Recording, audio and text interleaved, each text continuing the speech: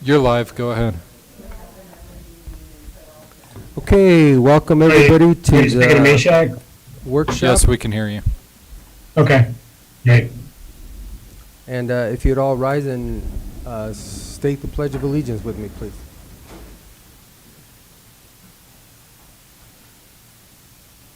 I pledge allegiance to the flag Of the United States of America, and to the republic for which it stands, one nation, under God, indivisible, with liberty and justice for all.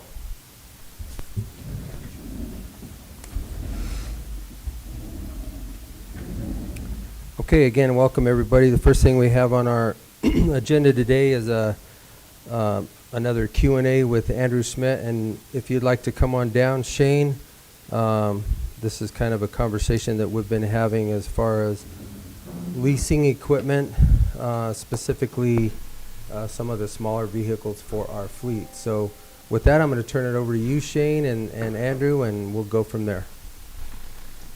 Sounds good. Thank you very much. Everybody hear me all right today? Yes, Yeah. thank you. Great. And then, Shaq, am I going to be able to present? Yes. Okay.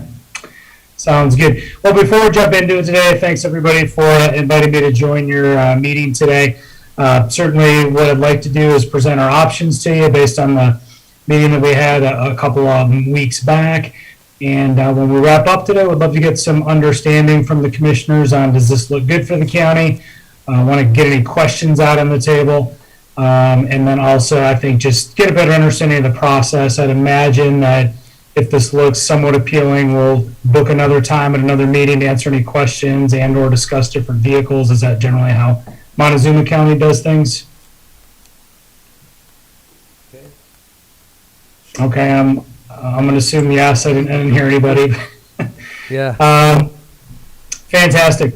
So before I jump into things, to recap our last discussion, I know you've got around 90 light-duty vehicles. You're rotating them out anywhere from 10 to 12 years on average is what we saw from the fleet data that Shane was able to get over to us. Certainly understand you have maintenance in-house. You're doing fuel with fuel cards, and then disposal is really just done on a as-needed basis when you're done with the vehicles. So that's what we had talked about the last time. Any questions or comments before I jump into it today? I have a question. The last time we talked, Andrew, still the availability of vehicles. Where do we stand as far as availability? Because I know that we have ordered some of our vehicles, and we're still, probably a couple months away. Yeah, I have no idea when we'll from get getting anything. So if we're now waiting almost a year for vehicles, that's my concern. What is your availability of vehicles? Absolutely. I'm glad that question came up because this is a large reason why a number of government partners are using Enterprise at this point.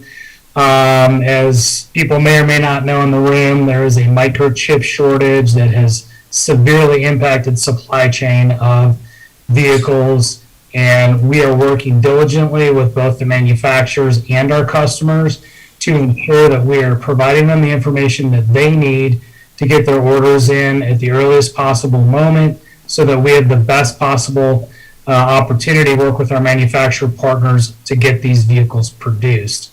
As you may imagine, demand for vehicles is very strong in this environment, and what we are working with our clients to do is figure out when do you need vehicles and make sure that we get those orders in as soon as practical so that we can get those vehicles in as short a period of time as possible.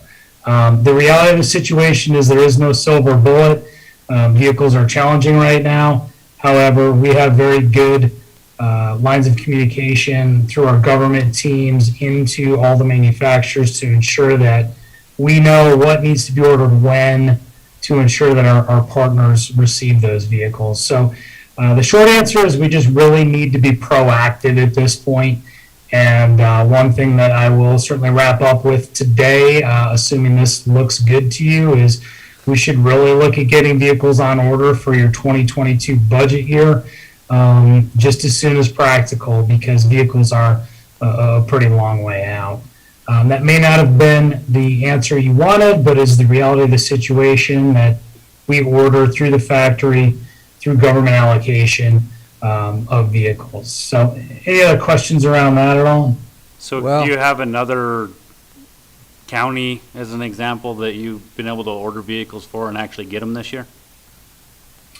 Well, I can tell you who we're working with now. We just started working with Huerfano, Lake County, Mesa County, and I can look through my information and just find out where we are in the process of getting vehicles delivered to those different counties. Some of those relationships are a little newer in nature, but we have worked with the El Paso County Undercover Division for years and years, Denver County Police Undercover Division for years and years, and just did a round of deliveries to City and County of Denver here over the last month or so. But I can absolutely get back to you on, in terms of the newer relationship, what has been delivered and not delivered. Any other questions along those lines? So my next question is going to be a little bit more pointed, and I'm going to try to nail you down to at least a time frame. I know a long time out is an answer. However, what is that? Is that 30 days, 90 days? Is it 180 days? I mean, what? And I know you can't answer it 100%, but give me something more than just a long way out. Sure. Do you have a specific vehicle type you're looking at? Because it does vary a little bit by type. So mostly what we're getting probably would be light utility vehicles and or pickups.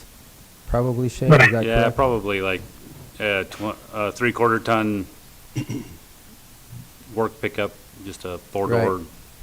Could be Ford, Honda. Chevy, Dodge. I don't think we're going to be super particular on the make or model as long as it meets the requirements of our needs. Absolutely. To put some round numbers around it, 3/4 ton trucks, you're looking at 6 months plus or minus. As we look at your police needs, I know we traded some emails, Shane, that the F-150 is a preferred vehicle there. That vehicle is going to be 6 months plus or minus, depending on upfit time. I can tell you with absolute certainty that Dodge trucks will come in sooner than some of the Chevys and Fords that we've seen. I'm going to give you a little bit more of a longer answer on this one.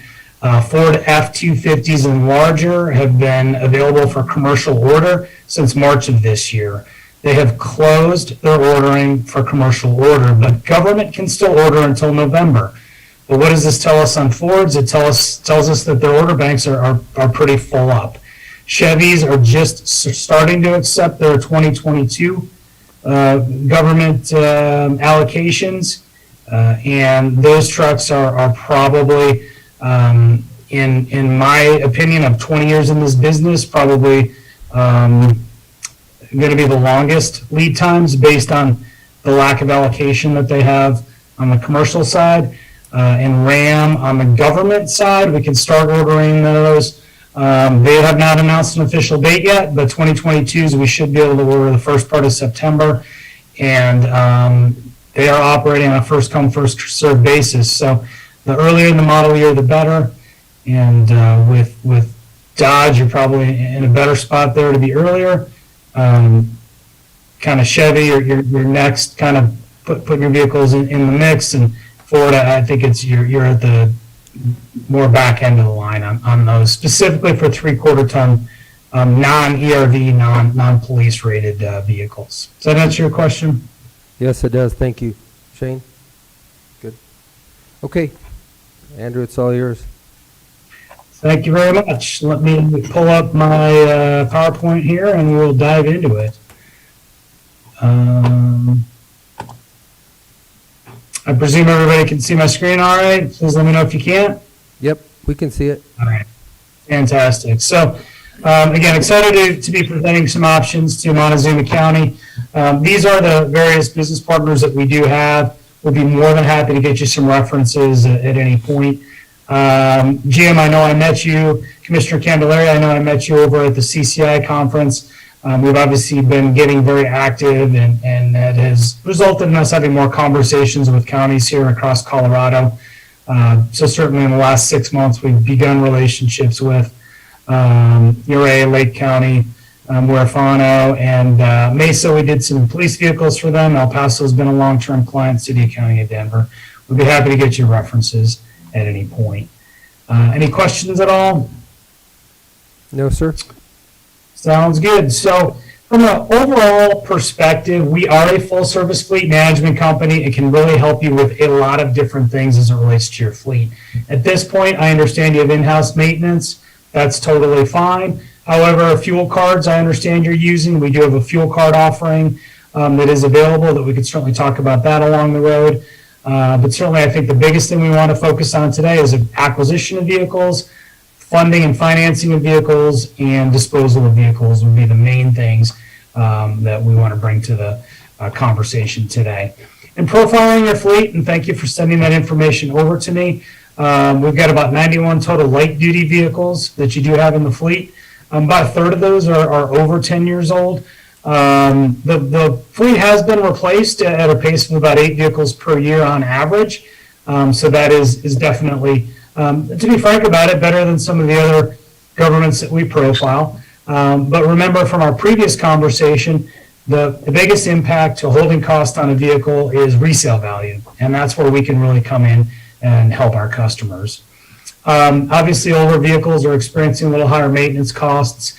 So what we're proposing today is a program where we can save you $450,000 over a 10-year period of time, shorten that life cycle from 11 years down to 4 to 5 years. And the other thing we're able to do is just help you capture resale value much better because we are constantly looking as a company of how much vehicles are selling at any given point. And when I ask my customers, whether they're government or commercial, why don't you cycle your vehicles sooner? They say, I don't have a great resale avenue. And that's where we come in and can help provide that to you. I've had some conversations with Commissioner Candelaria about the obscenely high price of used vehicles right now. And that is very indicative of where the market is because of the lack of inventory on the new vehicle side. I will show you where all these numbers come from as we step into our cost modeling in a couple of slides. Before I do that, are there any questions? Not at this time, Andrew. Sounds great. So some of the next few slides you may remember from our first conversation. Nobody likes to buy a new vehicle because they simply depreciate like crazy. We definitely understand that. But there becomes a point in time when your maintenance starts to come up, your fuel starts to get a little more expensive in the vehicle, and we find the optimal cycling point to be anywhere from that 3 to 5 year period of time. Instead of letting the vehicles get out to 11 years, 80 to 100,000 miles, we want to help our clients capture that great resale value and avoid spending money in maintenance and repair on older vehicles. Questions on that at all? Nope. Moving on. So the next couple of slides are going to look vaguely familiar. This actually, I'm sorry, was there a question? No, sir. Go ahead. Okay. This next slide speaks to the situation that we're experiencing right now in the industry, which is in 2020, the industry dropped from 17 million units a year to 13.5 due to COVID-related factory shutdowns, and then we have the microchip shortage on top of that. Demand for vehicles really never fell off. And so we are sitting in a situation where, as you are seeing, it is challenging to get vehicles, whether you're government or a fleet or a retail customer. But the flip side of all of this is it's led to very, very high resale values on vehicles. Now, I am not proposing that what we have to share with you today is just good today because of high resale values. If you look at this trend of where used car pricing has gone, it has actually followed an upward trajectory over the last 25 years, other than the 2007 and 8 recession, when vehicle prices did drop to some degree. However, since that point, we have had very, very strong resale markets, which has led to a lot of opportunity for my clients, commercial and government, to cycle vehicles on a more regular basis. The used vehicle market and the new vehicle market are a huge part of why our proposal and our way of working with governments makes a lot of sense, because we want to leverage your government rebate that is good to anybody providing vehicles, Enterprise being one of those companies or entities, but we want to get as much resale value as possible. So you can see how high it's been lately. Even if that settles down, we are still projecting that to be strong into the future, meaning that the whole buy low, sell high adage is going to play out with our government partners. Any questions at all? No, sir, go ahead. Fantastic. So getting into the meat and potatoes of how this works, we have structured a municipal lease that is an open-ended lease. The way that this lease works is that you are technically financing the vehicle and you have all equity rights in the vehicle. So if we look at this line over here, in a normal lease purchase or finance arrangement, and the county has done some lease purchasing in the past, is that correct? Heavy equipment. Yeah, we've done it with some motor graders. We did it with sheriff interceptors, and that turned out to be a really not good deal for the county. Okay. And I'm not sure about the specifics of that, Shaq. We can talk about that and maybe figure out what happened there versus what we're proposing here. But the way that our program works is that instead of financing a vehicle to a zero book value as you would in a normal lease purchase, we would say if that vehicle is worth a certain amount of money at an interval, don't pay it all the way to zero.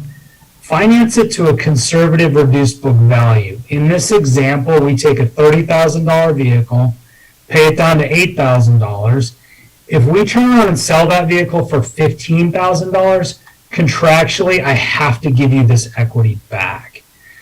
But what that does for you is reduces the amount of principal going out the door on a monthly basis in cash flow, so that you can keep that working within the county to pay salaries, to pay for buildings, to pay for other things that are important, and not sink them into a depreciating asset. So because we structure the funding in this way, there's unlimited mileage, there's no abnormal wear and tear charges, total flexibility of term, and I would be remiss if I did not point out that we also have a non-appropriations clause in our contract that if the county were unable or decided not to fund these at some point, we do have that in our contract so that it does follow the Tabor rulings. We can also customize it around different mileage patterns and usage and the types of vehicles that you have out there. So it does have a very flexible way of working with our customers. I think in speaking to your sheriff quite a few years ago, I think you did try this on some interceptors and they all came due at the same time. Did I get that right? I believe so. I think that was 5 years ago, 6 years ago. Okay. Was that about 5 or 6 years ago they were leased?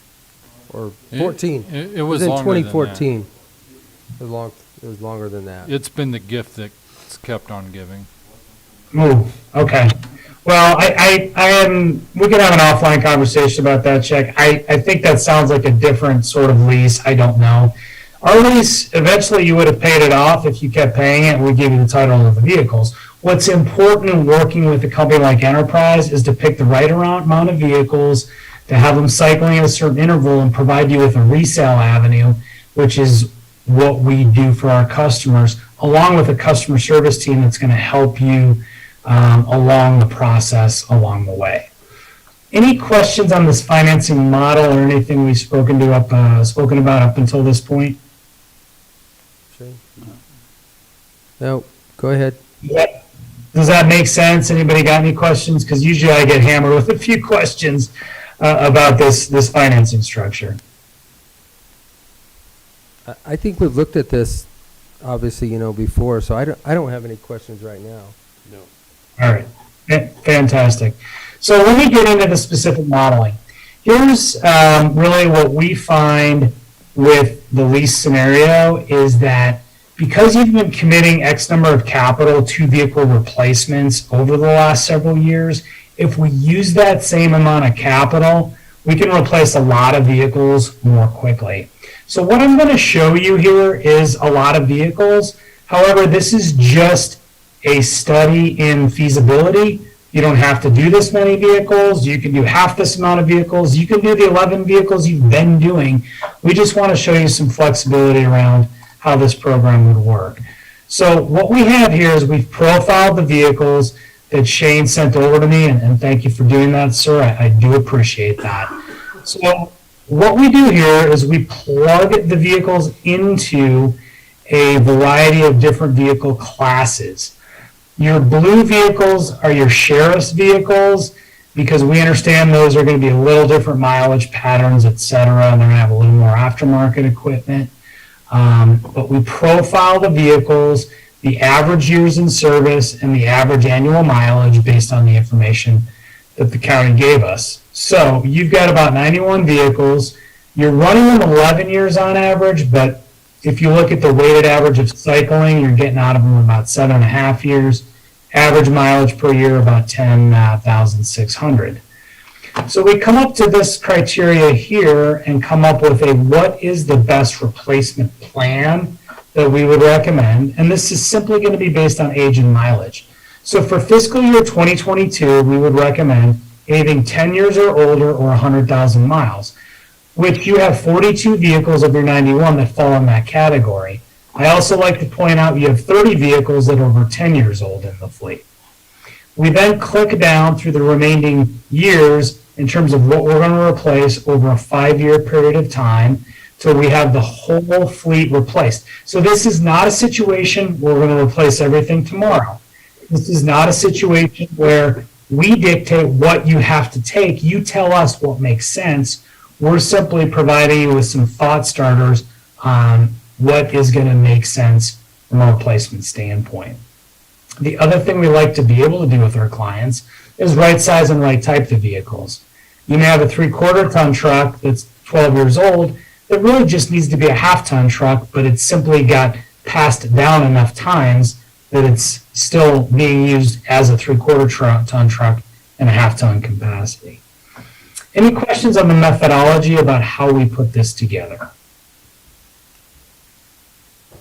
I don't have any questions on the methodology, and you're probably going to get into this later on, but so the vehicles that are going to be replaced or that would be replaced, say in 2022, the 10 years or older, what do those go back to Enterprise? Do we sell those to Enterprise, or do we just sell those on the open market? Gotcha. Because through obviously government funding, it is public money. So does that go through public surplus type auctions, or how does that work?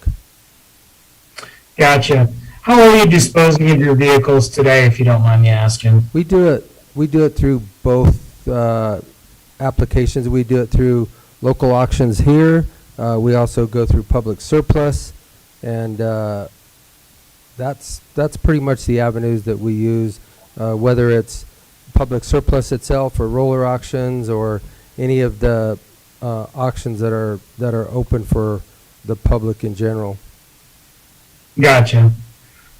So the really nice advantage of working with Enterprise is that you can do that with your current fleet if you want. You can continue to sell it the way you've been selling it, or Enterprise can step in and sell those vehicles on your behalf. Through the Sourcewell Cooperative Purchasing Agreement that we have been actively selected by that organization to provide these services to government entities. As a part of that, we do get multiple bids on those vehicles, and in general, we satisfy any due diligence and we satisfy the multiple bid process that is required on those vehicles. We would then return those funds for any owned vehicles that the county has.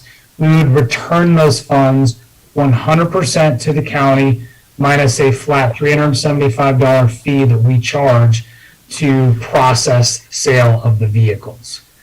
So it does provide a pretty large value add, because I would imagine that selling vehicles is not anything that anybody loves to do, and it may not be anything that is, one of those things that is a huge benefit for somebody at the county to spend time on. And so we simply provide an avenue for getting rid of those vehicles. So is that a $375 each fee, or is that per the, say, 10 vehicles to sell at one time? I didn't totally hear the question. It's per vehicle, and that is really in lieu of what you might pay at a roller auction or something like that. If you go to a roller auction or anything like that, they may charge you an 8 to 10% fee, is my recollection. Does that answer the question? Yeah, they typically, right now, most of them are charging the buyer, so the seller has no fee associated with it. And I think that they're charging anywhere from 7 to 10%, most of them, or 8%. So it's a pretty decent deal for us as a county to try and get rid of vehicles. I absolutely agree with you. Here's where I would maybe table this for just a minute, and then I can talk about disposal. Okay. Just keep in mind that in a roller, you're going to get what people are willing to pay from the general public. And in the back of their mind is the fact that they do have to lay out 8 to 10%, to get the vehicle. And let me speak to how we do it, because I think that may help me explain a little better the benefit of getting us involved on that. Any other questions on the methodology here or what we're proposing? So that's based on our choice, you were saying going from 3/4 down to half on the ticket. That's only 3 Correct. Absolutely. Everything I'm showing you today is simply a suggestion based on the good amount of knowledge that we have from the county, meaning that we know the vehicles that are 10 years or 100,000 miles, so we would say, let's start here to suggest you replace those. Now, you may say, of those vehicles, 2 of them sit at the landfill and there's no way we're going to replace them, and that's fine. We just keep those out of the model. To the example of the 3/4 or half ton, you pick whatever vehicle you want to order. So you are the end user, you call the shots. You may say this guy's in a half ton and we need him to be in a 3/4 ton because it's not enough truck. That's fine too. We're just here to show you what's financially possible so that you can understand the financial model and if it makes sense for Montezuma County. Does that make sense? Yep. Okay. So we then profiled your fleet, and I will leave behind, Shaq has a PDF of this, the granular details of all this, but I want to summarize the financial model of what we are proposing today. So right now, you're on an 11-year replacement trend. You're getting about 8 vehicles per year. What we're showing is the financial possibility to get 42 vehicles per year in year 1, and then layer in more vehicles over a period of time and save money as you go.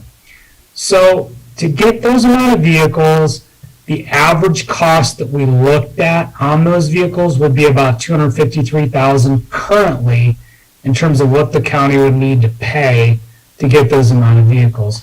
And I wrote down the last conversation we had, is the county dedicating about $300,000 a year to new vehicle replacement? That's correct. We put $300,000 a year in capital to vehicle replacement, and we've only done that for the last 2-3 years, Shaq. Correct.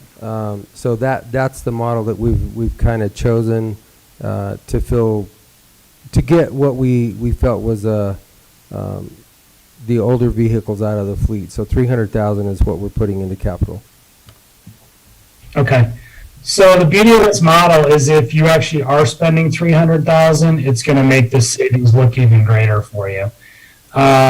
So the average cost, state bid of the vehicles that we proposed of all 90 vehicles is around $253,000. We know your maintenance was about 66. Shane gave me that number. That is an average at, I believe, I'll provide the backup, Shane, 7 cents per mile across all 91 vehicles. And then your fueling was simply based off of 12 miles per gallon, the amount of miles you're driving. It's simply a formula that we put in there for a budget of about $568,000 for capital, maintenance, and fuel. Does that sound about right, or sound like a reasonable assumption of where we came up with that number based on those inputs? I mean, yeah. Yeah. That sounds correct. The maintenance at 7 cents, but if that's a number that Shane gave you, yes, I'll agree with that. It sounds a little low to me, 7 cents, but I guess. That's all the units added up to maintenance throughout the year. For the average. Gotcha. Mile average that I gave him, it was just everything that we've done for the last year added up. Gotcha. Okay. So yes, it does, Andrew. Sounds good. 7 cents is quite low, so, there were some newer vehicles in that mix that may have, may have impacted that to some degree. However, I think we can all agree that if we're getting you out of an 11 or 12-year-old vehicle with 60,000 miles on it and putting you in a brand new vehicle, full factory warranty, 3 years, 36,000 miles, the only thing you have is preventative maintenance. Most vehicles today have a powertrain warranty of anywhere from 60 to 100,000 miles in 5 years. So I think we can all agree that by providing new vehicles, the county's in-house maintenance expense will go down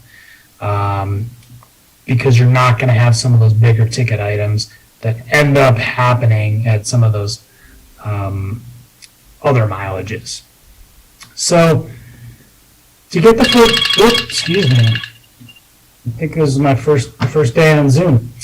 To get the 42 vehicles per year, from a lease payment standpoint, that would be $300,000. I recognize that's higher than the $253,000 purchase budget. However, what we have to look at is your maintenance is going to come down because we're replacing the oldest 42 vehicles. Your fuel is going to come down because we're getting you out of a 12 and 13-year-old vehicle and putting you in a brand new vehicle with better fuel economy. And then conservatively looking at resale equity on those 42 vehicles, even at $2,500 a vehicle, which is pretty low, we feel we got about $100,000 in resale equity to put back into the budget for a total first-year budget of about $471,000. So what we're proposing being able to do is save you close to $100,000 in year one and replacing all of these vehicles right away. What we would then do over a period of time is replace all of the vehicles during the 5-year period of time until we got to 91 vehicles, and then repeat that process from years 6 through 10. So for the first 5 years, we're taking the equity that you have in your fleet today, potentially selling that on your behalf and giving you that money back.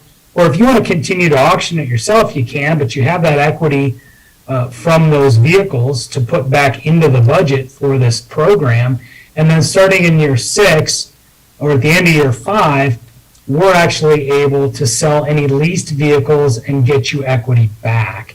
Because of the conservative nature that we use from a leasing perspective, you're always going to have built-in equity in these vehicles, and you'll have plenty of equity on the backside. And let me wrap some numbers around that. Generally, we're using about a 25% book balance on the vehicle at the end of the loan. So you take a $30,000 vehicle, we have you finance it down to $6,000. I'm then able to take a 5-year-old $50,000 vehicle and sell it for $10, $12, $15, $18, $20,000 and giving you all that equity back above that 25% book balance. So as the new vehicles go in, your maintenance and fuel spend goes down, you've got equity coming back in. I did not put this graphic together, but I left it in there. $97,000 savings year one, and then a total 10-year sustainable of about $465, and I will leave behind all of the nitty-gritty details in the final presentation notes. So a lot of numbers I threw at you there. What questions do y'all have on that? So those vehicles that you say you sold them for $10,000 or $11,000, and you only had $6,000 in the equity plan, does that come off of that $470,000? That If you that were to is sell 10 vehicles at that, or 8 vehicles at that price, that would be $371,000 instead of $471,000? all of the resale proceeds are already factored into the total budget amounts in this column. Does that answer your question? So that number is with the resale. Correct. That is net of all the resale estimates as well. Correct. Yeah, the 105 would be in it. Anything else?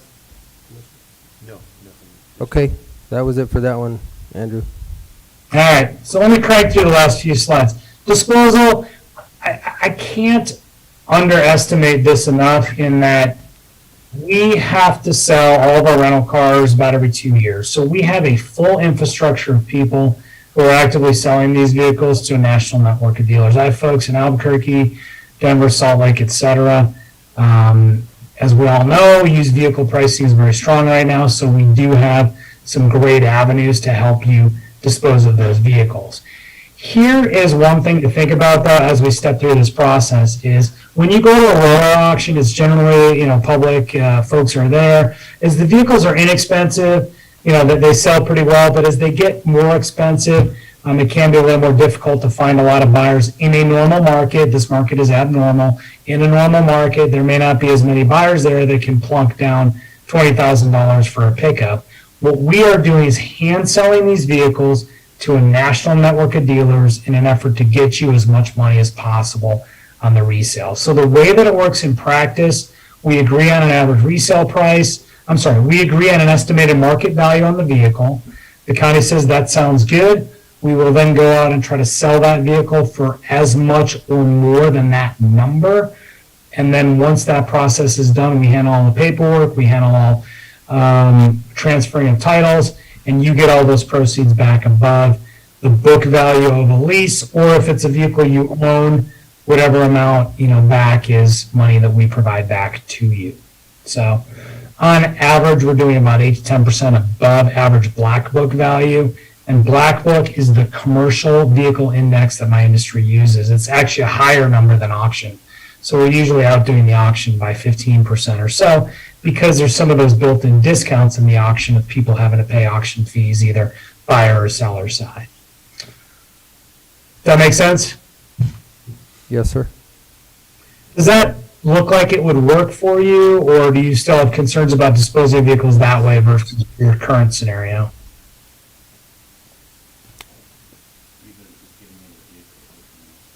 Yeah, I think if you just heard Shane, obviously we're not in the used car sales business. We just like to get them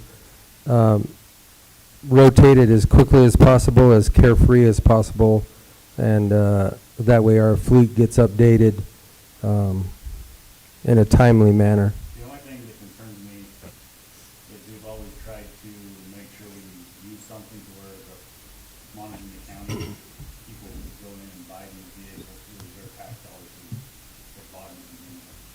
But you can't do that with enterprise. I think they could because it's open. Unless they go to just selling to the market that they're selling to. But we're getting back on average at 8 to 10% higher book value, which is what the taxpayers want to see, is That's that true. we're getting back a better value than what we're spending. So I think you have to look at that both ways. I think as a taxpayer, I want to get back the most value I can to go back into replacing my fleet. That's a very valid point, and I would say that the way that we dispose is going to get you the best possible dollars. We have looked at, selling to general public employees of companies, et cetera.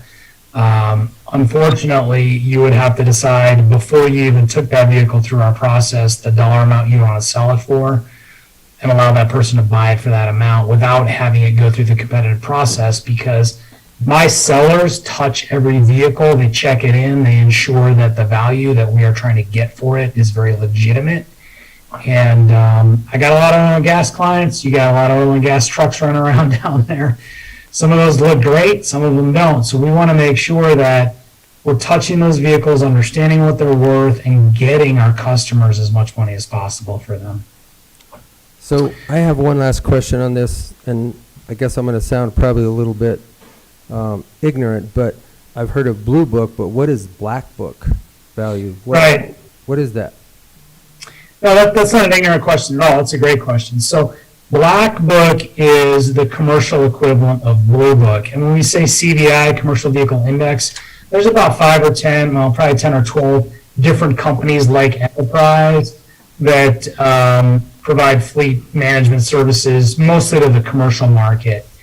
And we all put our resale values into this index so that they can come up with this average amount for our industry of how folks in my industry are selling against average auction prices. And so that's how that Black Book CVI, or Commercial Vehicle Index number, comes together. It's specifically for fleet management companies.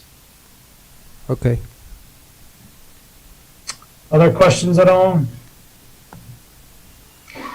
My biggest concern is the availability of this many new vehicles at one time, because I work for the state, and we ordered our new pickups last September, and we're still waiting on our 2021 pickups, so that's just the biggest concern I have. What I can tell you is, because Enterprise is the largest purchaser of vehicles in the United States, we own the largest rental car company in the United States, we're the largest fleet management company in the United States. We are very aware of these supply chain issues and disruptions. And the best thing that we can possibly do for our customers is guide them to order these vehicles as early as they possibly can, so that they can get the vehicles as soon as they possibly can. Well, that's like ours. think- We ordered ours last year. Normally we get them about March, and here it is September, and we're still not even And I close to think- getting them. And I can't speak to the individual vehicles you got, or the timelines or situations. We work with a lot of cities as well, and I can certainly go back and look at what some of the timelines were on those vehicles. I don't know if the manufacturers only dedicate X number of vehicles to state contract. I don't want to speculate. I do know when an order goes in with your fleet code and an Enterprise fleet code, it's going to go into the government build pool, and it's going to go into the government build pool of the vehicles supplied by Enterprise. And I'm not going to sugarcoat it and tell you that we get preference, but certainly we are all over the manufacturers of getting those things built. I would also say that in a normal year, I feel like state order and build times are pretty long, much longer than ours tend to be. We have seen typically 3/4 ton trucks build in about 16 weeks for both fleet and government partners prior to this latest situation. And I do feel like, in speaking to a lot of government partners years ago, it was more like a 6-month process, it seemed to be, for a lot of them to get vehicles. Does that sort of speak to your experience? Yeah. Okay. So, the best advice that I can give you when we wrap up today is, let's book another discussion where I can answer questions. When we get the list of suggested replacements over to Shane, if this looks attractive to you, let me put together some menu pricing for you so that we can make a decision on moving forward sooner than later, so that we can get your vehicles into the queue just as soon as possible. Does that make sense? Yeah, how long will it take you to get that list to Shane? I'll get I'll get it for you as soon as we're done today. Okay. Let me finish up a couple of slides. We talk about your constituents, we talk about your employees. Safety is a huge benefit of running newer vehicles. You know, we're starting to see a lot more of the forward collision warning stuff being standard equipment in vehicles. So this is a way to keep your employees safe. We're also seeing obviously drastically increased fuel economy within this space. So we certainly would say that that is a huge opportunity to be able to save money over some of the older vehicles you might have in your fleet. And then just to wrap up on how we are going to help you as a county, we have 9 full-time account managers in my office. One of them will be assigned to you, and they are responsible for meeting with you in person or virtually 3 to 4 times per year. They are responsible for having 3 meetings with the county within the first 90 days of beginning the partnership to ensure a number of things. 1, we're getting the vehicles on order that you need to get on order. 2, that as we put you into this program, we don't simply say, hey, hope you do well with it. We'll see you when it's time to order again. We're always looking at what is going on an ongoing basis. I can't speak to what happened to your police vehicles 4 or 5 years ago. I do know that the hands-on approach that my team takes really helps us guide our clients on what to replace when, and not get into the situation where all of the vehicles are coming due at a certain time and you haven't ordered replacements. We're here to do that as part of the process. So really next steps are county to review the replacement plan, us to set a next meeting. I can provide you with some menu pricing, and then I can get you some information on the due diligence and the contract side of things. But before we go there, I would just like to get some candid feedback from the commissioners, from Shane, from other folks involved. How does this look? Does it look appealing? Do you have potential concerns? What are you thinking at this point? So I have one concern on the slide that shows the reduced maintenance costs, which obviously newer vehicles have less maintenance than the older ones.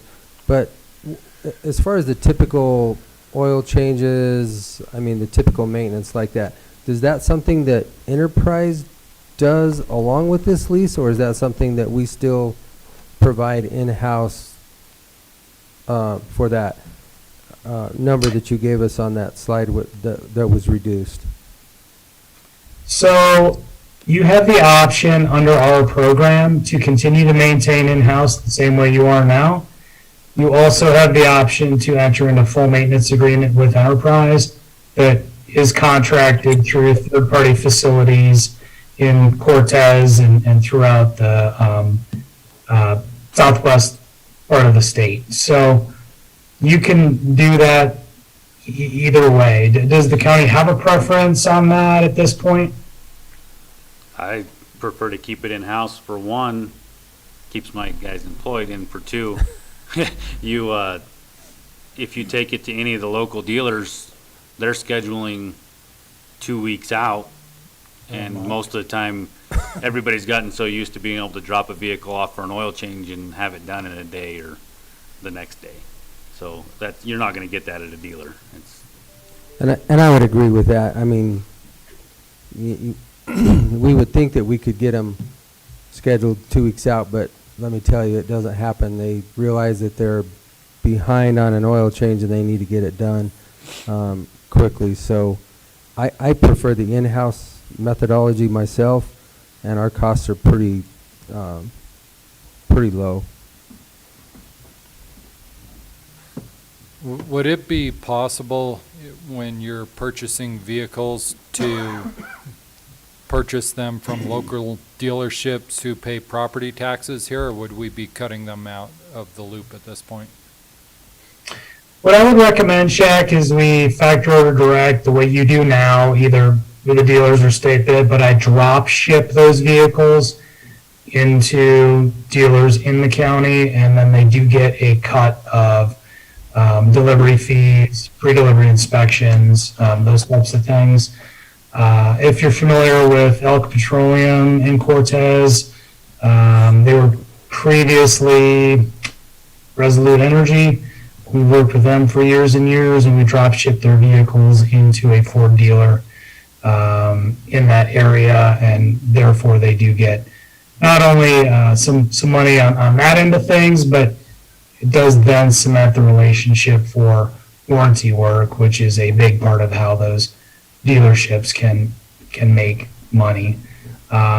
If you ever did want to look at outsourcing a small portion of the maintenance, that could be done through those local facilities. I have 6 or 8 facilities in Cortez that are contracted with Enterprise, and that is another way to give money back to the local community. But I do agree with you that if the in-house is working well, you have enough mechanics that that is a good way of doing it as well. Okay. Anything else, Shane? No. Commissioner? Just one kind of out there in the weeds question. Let's just say we go with this contract and our first deliveries in 2022 come in early. By what degree, I don't know. What would our financing look like at that point? Do we pay early, we pay later? You would pay for the vehicle when it delivers. Okay. So, yeah. Most of our government partners are doing a 1-year prepaid. You can do that if you want. You can pay monthly if you want. It's entirely up to you, but you're not going to pay for anything until you have it in the fleet. Okay. Ian, do you So, have a you know, next steps, I'll get you over the list. You can get back to me on what may make sense from a replacement standpoint. I can put that menu pricing together. Obviously, time's of the essence a bit with the ordering timelines and windows we have. Would it make sense to put me back on the board in 2 weeks, a week, or how does the county handle that? I don't know what 2 weeks ahead of us looks at right now, but yeah, sooner than later, obviously, because we know that time is of the essence. And whether we decide to do this or not, we still have to move forward with vehicles. So does 2 weeks work with you guys? Yeah. Jack? Yeah, let's shoot for 2 weeks, Andrew, and, You and we'll want go that from on there. a Tuesday then, so you can make a decision? Is that going to give us enough time to view the list that he's going to send to us now, or do we need to? Let's view their list that he sends to Shane today, next Monday, and then in 2 weeks we'll be able to actually make a decision on a Tuesday.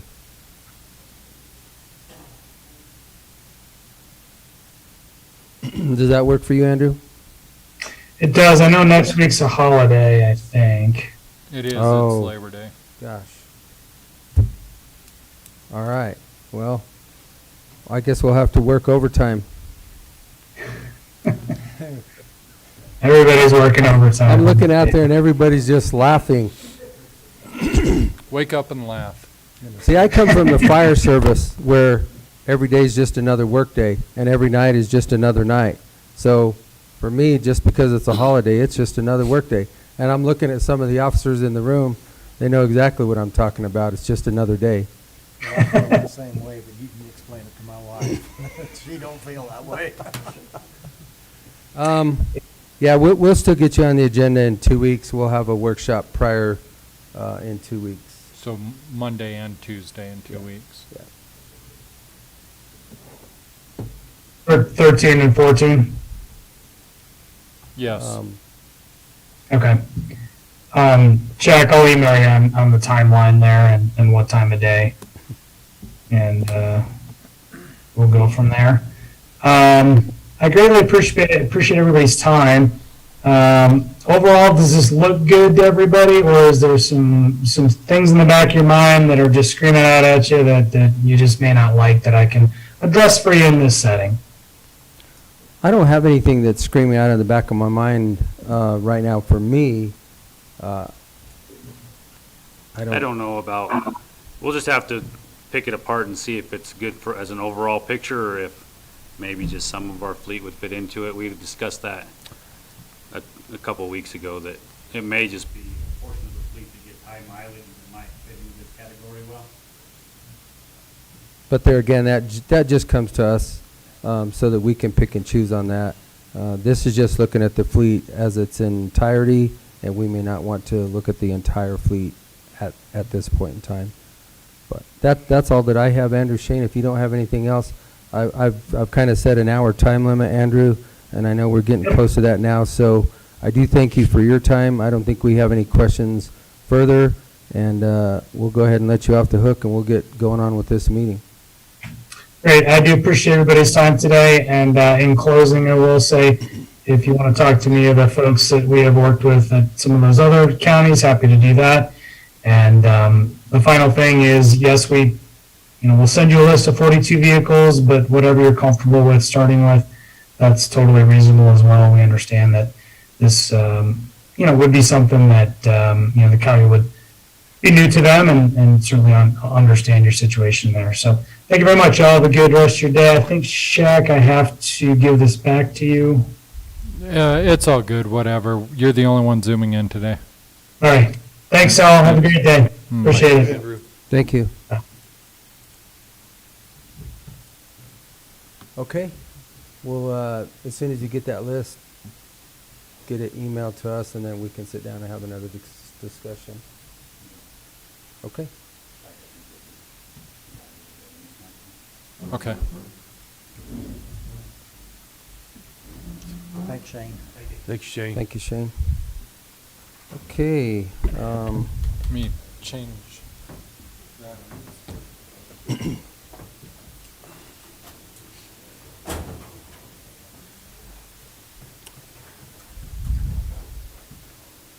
My question is, why can't we have some microphones? The battery's still next over now. So we got one for our oxygen and stuff that'll last all day.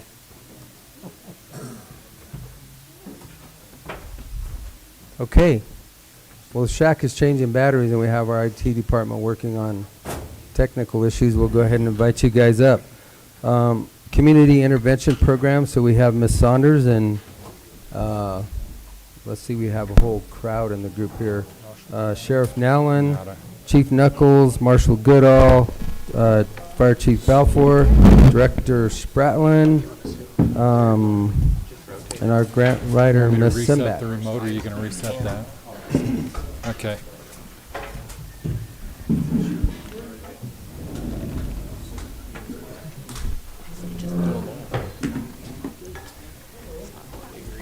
Intermission.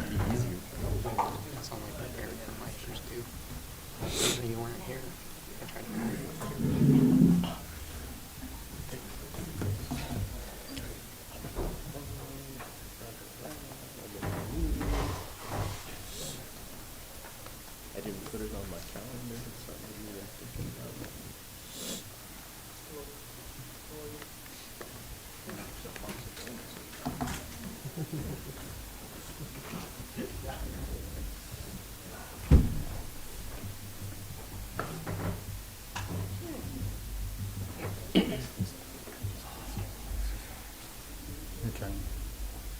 It's not working, so restart the system. Yeah.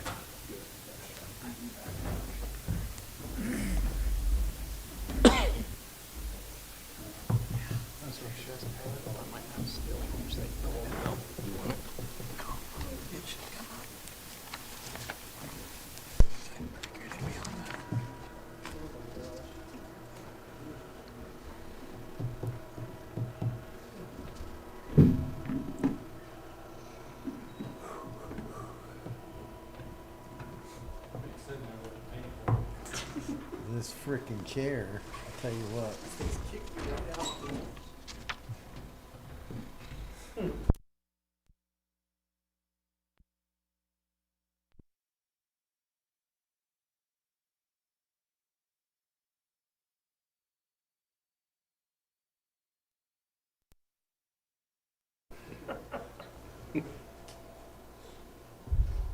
Okay, are we back good? Okay.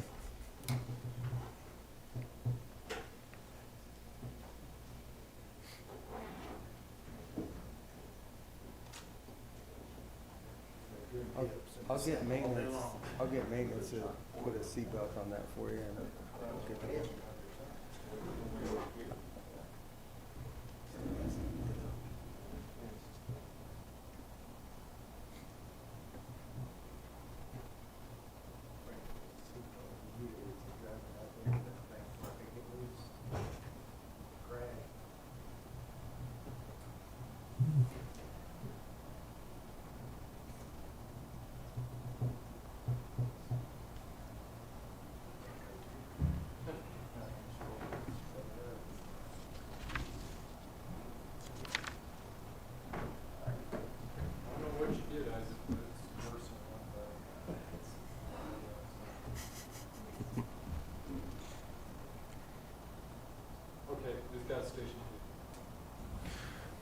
Okay, Haley, if you'll press Windows plus K, you should be able to connect now.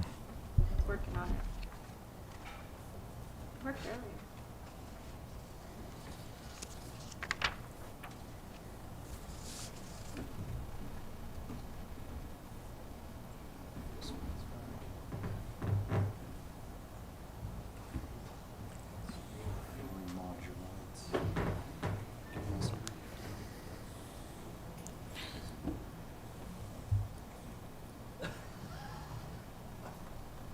Can you see if our computer's connecting? We got this up here.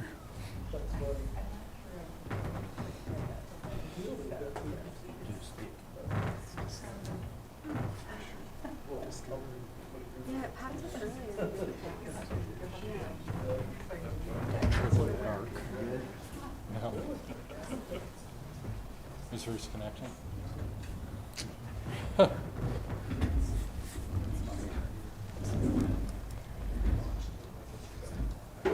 Hey, Shaq, if you want to run the slides from up there, we'll just have to tell you when to turn them. Can do that.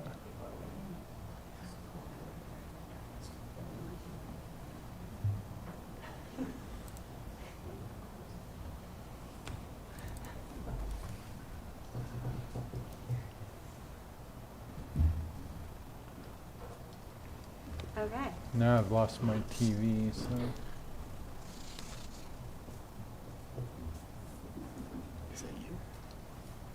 I think I'm the. She said that's me.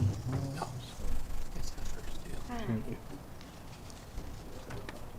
Yeah, the PDF is fine, Shaq.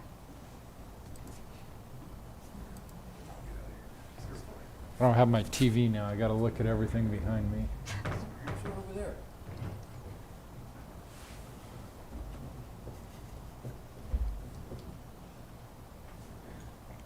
Great. I don't even know where my cursor is. So I'll go ahead and make introductions while we're finishing this up. You know most of us, but there's a few additions to the group today. You obviously know the marshal and the chief.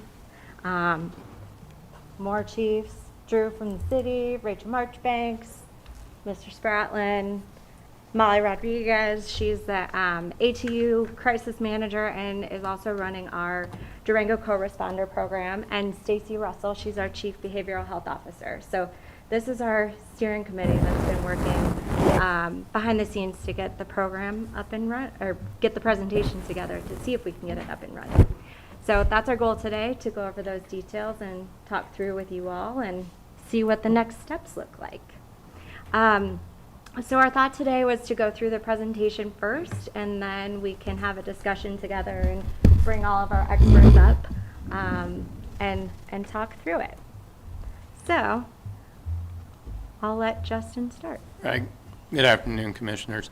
I'm going to start the presentation off with the idea behind this is it's a community intervention program, and it's based around supporting the community. Next slide. So the mission and priorities, we recognize the power of collaboration and the need to enhance the emergency response system to better serve those experiencing social and behavioral health crisis through integrated community-based response, and offer opportunities to proactively engage, harm reduction, intervention, and effective referral. It's kind of the mission statement that the steering community or committee has come up with for the program. The idea behind it is develop an appropriate response, including treatment, referrals, and engagement. This would help bring Pinion Project and other community organizations that are already out there into one streamlined avenue to engage mental health in emergency response system. So this would help reduce the unnecessary response burden on law enforcement, EMS, and fire, not as a new, it would be new, but it would be an extra tool for all first responders to be able to call on at any given time. It won't replace law enforcement in a domestic. It's just an extra tool that we could have in a family disturbance, not a criminal matter.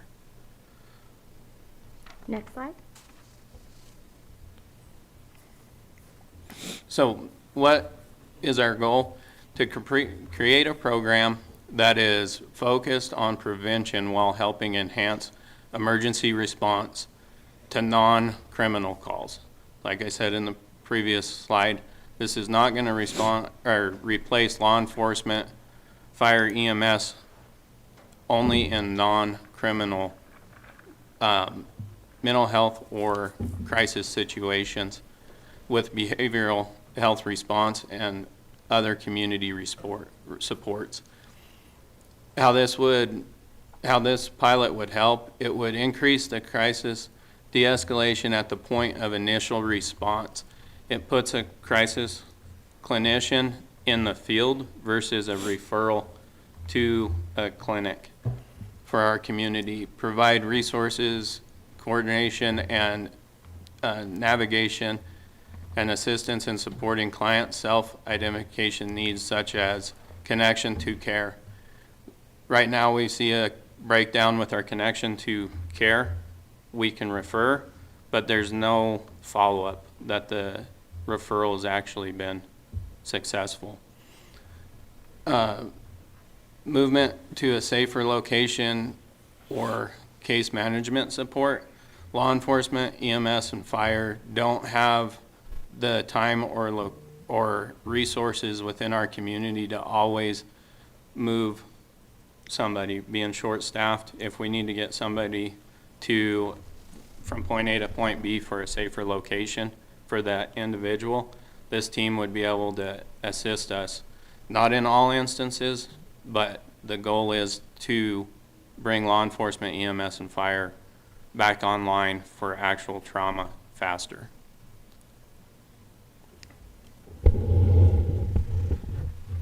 So what's happening in Montezuma County? 2019 versus 2020. If you look at the slide, you can see that everything's pretty much on the increase. Domestic violence are up 14.9%. Welfare checks, that's kind of a vast array of stuff. We get a lot of calls just to go check on individuals that a passerby might see intoxicated in the park, laying down, whatever. It's a non-criminal call. Those are up 11.8. And just for some context, I did 2020 stats out of the police department, and I had over 700 welfare check calls last year. So that's increasing quite a bit. Hospitalization and ER visits are up 25%, 21.5% increase in suicide threats fielded through dispatch, 74% increase in overdose calls, 8.7 in evaluations at the integrated healthcare walk-in. That's up, but I think that's probably low. I think that should be even higher if people would go. And a 19% increase in the Cortez Fire Protection District calls. And that might even be higher. I'll let Jay look at that. And then crimes against children are looking like they're going to increase in '21.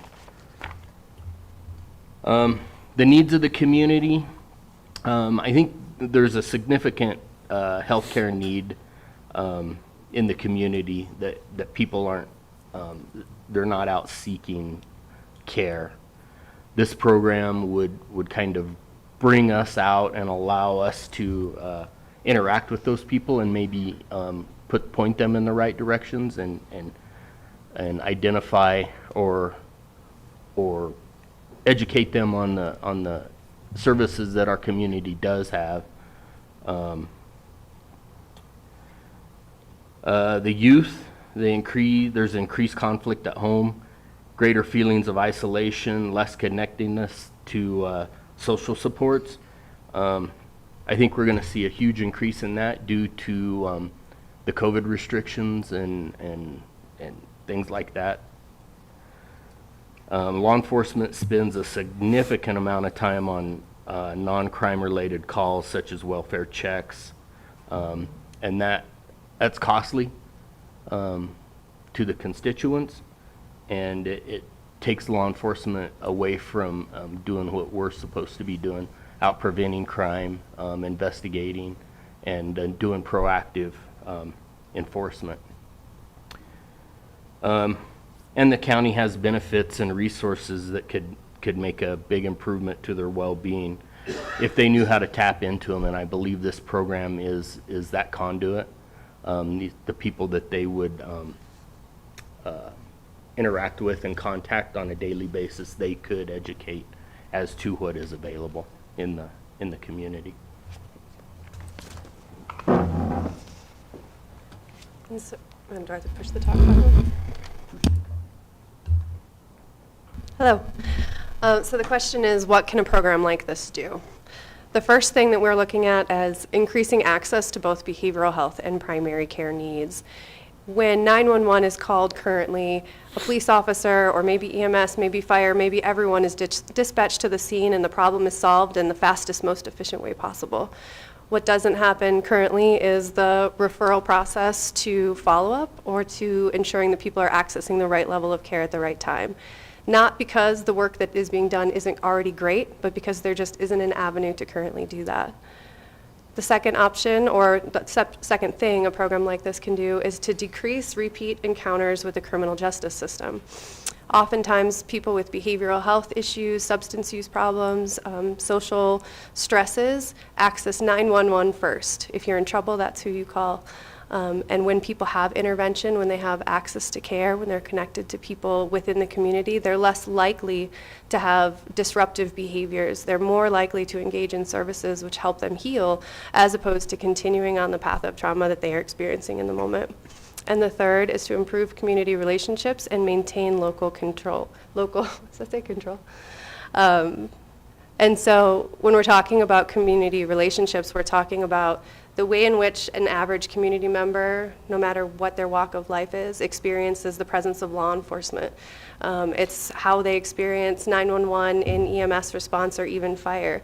It increases the trust in both behavioral health partnership and law enforcement and allows people to feel more connected to their community as a whole. Another piece of this is that it reduces the number of people that may be placed into the criminal justice system because of that early intervention. So the prevention aspect may decrease the number of individuals who have mental health or substance use issues from entering the legal system, from being incarcerated for reasons that perhaps could have been prevented. The types of calls for community response programs are pretty variable.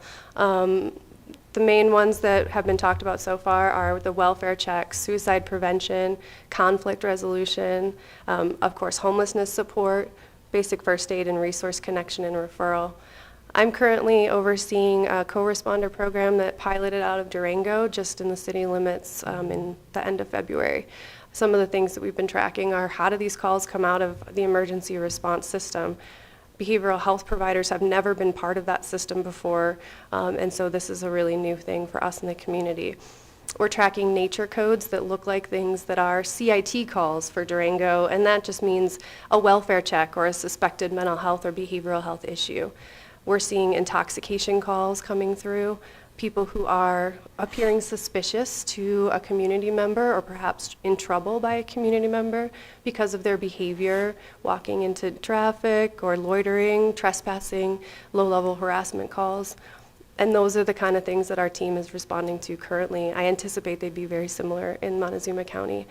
The idea is to provide intervention at a different level, to be able to have the resources in this team to spend time with people on these calls, time that law enforcement doesn't currently have because they need to be addressing criminal issues in the community. They need to be doing policing. And this level of support offers an intervention, an assessment of safety, and then a linkage and referral into services. One of the coolest parts about a program like this is that we can follow up. We can call or contact that person after the 911 call in a way that currently isn't built into the system. We can stop and see them on the street and say, hey, how you doing? We can ask if we can call them or come see them on another day. And so it enhances the likelihood that that person will get care to prevent another future emergency.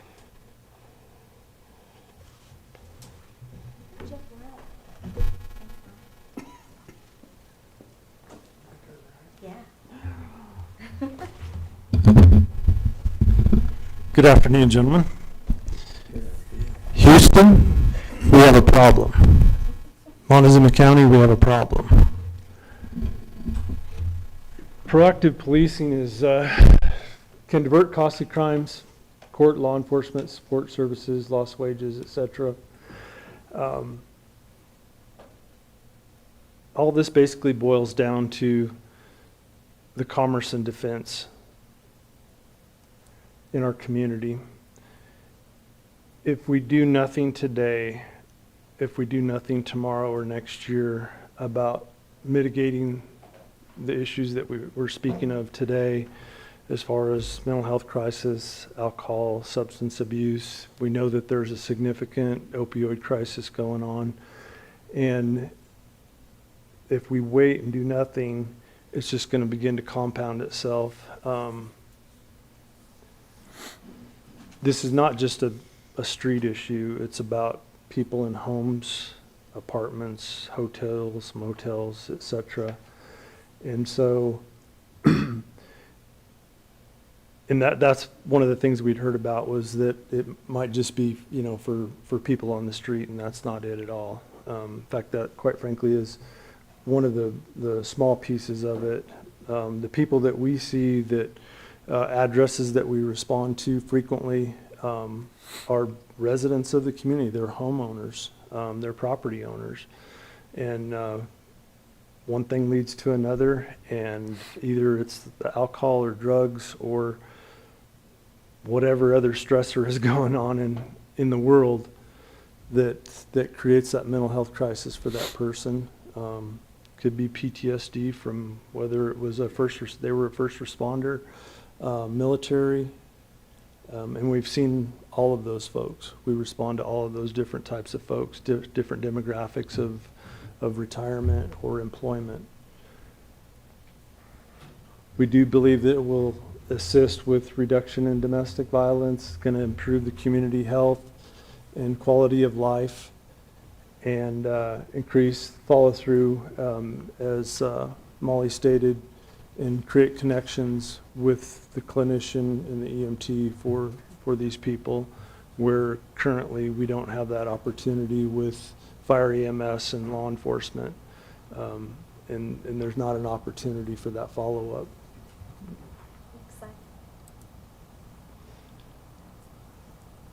Community member calls 911.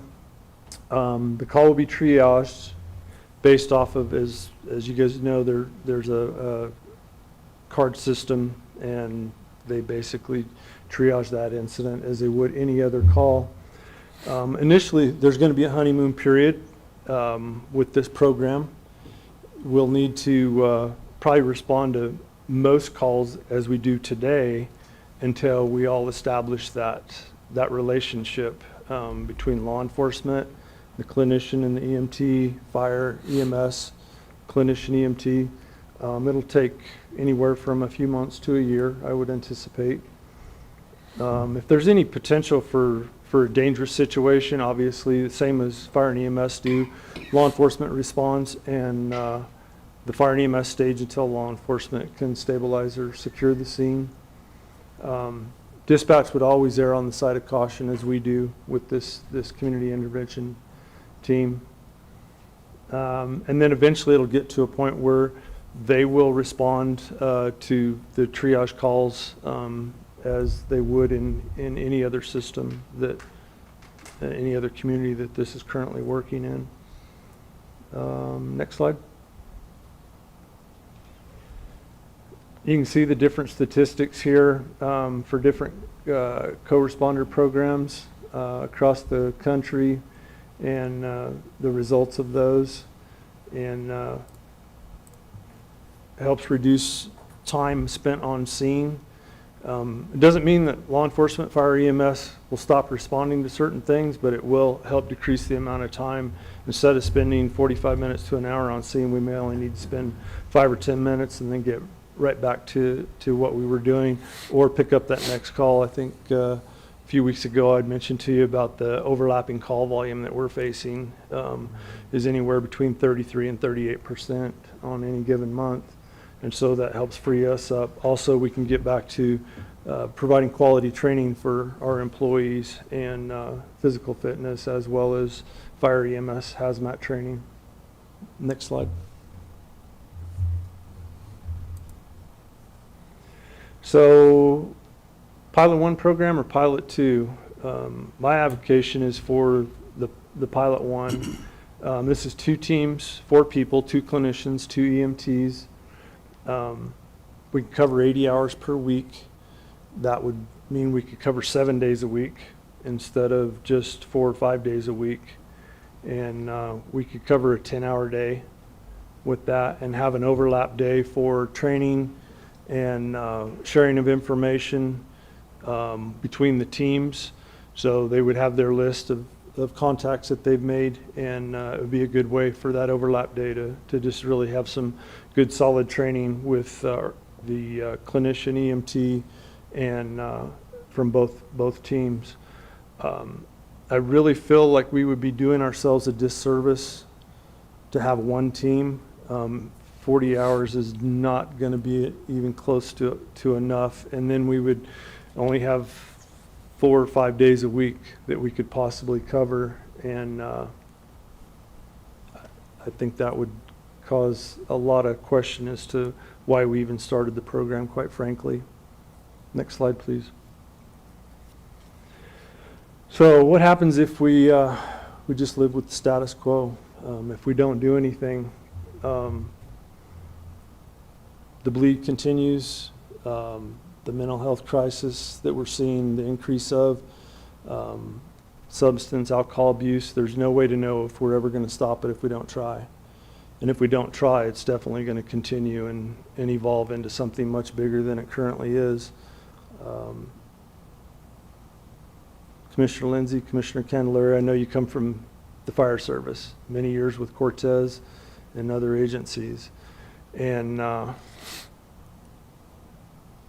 you know, I've been doing this a long time as well, and both here and other places, and I've never seen it like this. This last year was an eye-opener for me. I can't tell you how bad people are hurting out there.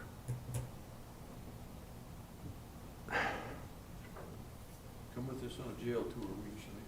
What's that? Come with us on a jail tour, we can show you. Yeah, no, I know. But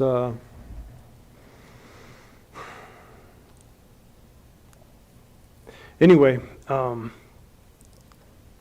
we've got to do something.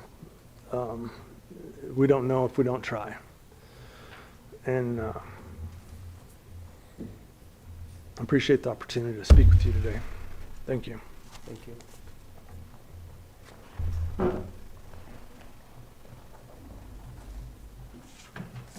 Making sure you get to hear from the whole team. Hi, so now it comes down to funding. That's usually always what it comes down to. So this is the proposed pilot funding. So a portion would come from the county. Also, the three municipalities in the county, the city of Cortez, Mancos, and Dolores, would pitch in proportionally according to their populations. And also, we are also diligently looking into some grant funding for this program. The state itself passed a couple of bills in 2017 and 2019, which helped fund some pilot programs. But there are other funding agencies popping up because this is such a popular and effective program, not only in Colorado, but also in other places in the country. So some other places that we've identified possible funding is, well, the American Rescue Plan Act, the Lore Foundation, which is focusing on our area currently, the Colorado Health Foundation funds some things like this, Rocky Mountain Health Foundation. I spoke to them and they said that this would be a project that they would be interested in helping out with. There's money from the opioid settlement, as you know. DOLA funds programs like this, or offers partial funding, Peace Officer Mental Health Grant, SAMHSA block grants. There's also another health foundation called Telligency that Haley is familiar with, I think.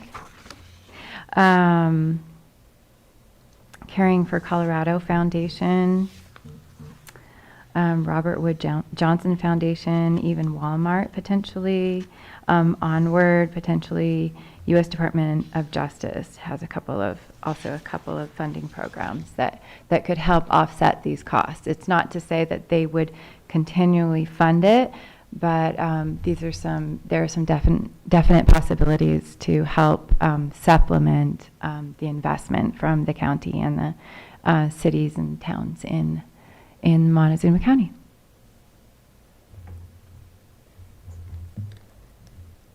So next steps, I get the fun part. What we'd like to do today is talk through the program oversight. So to get this program up and running, it needs a home, which we've discussed a little bit before, but that is the critical path. Once it has a home and where it will physically be housed, then we can get to the real work of developing the policies and procedures with all of the subject matter experts in the community. With program oversight that comes funding management and all the admin responsibilities that are so much fun to do. So we need to establish that today. Talk through the funding responsibilities. So from what we understand, Shaq had a great conversation with the city of Cortez, town of Mancos, and town of Dolores, and all three municipalities have agreed to pitch in with their American Rescue. Haley, could you talk into the mic? Oh, sorry. No worries. Yeah. So all three municipalities have agreed to share in the funding with their American Rescue Plan Acts for the pilot year 1. And then we would ask that Montezuma County also contribute to the funding, ideally with American Rescue Plan Act funds, unless you have some money elsewhere that you can think of. Once the funding responsibility is figured out, then we can get to work and get this up and running by January 1 of 2022. Molly is our resident expert and was able to get our Durango program up and running in a flash. So we've done this. We know how to do it, and we have all the right people willing to come to the table and help make this happen. So, questions? And everybody can come back up. It doesn't have to be me. They just kind of left you there. I know, they left me you at the hanging. end and they dispersed. I'm like, ask man. for money, everybody runs away. We're here. Perfect, my team's all here. Gentlemen? I'll, Oh, perfect. because I was going to say, I'll start with the questions, Yeah. but if the sheriff wants to give his input, I'll let him go first. Well, what's been presented is right, in a lot of respects, and Jay is right. Okay, we have a problem. We've been having a problem for years. I've been hollering and talking and shouting about this for the past 7 years.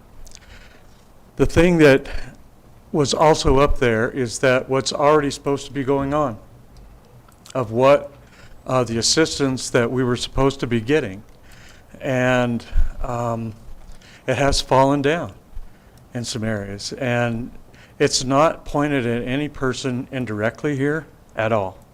It's just that I don't know that Axis is going to be our right partner for this.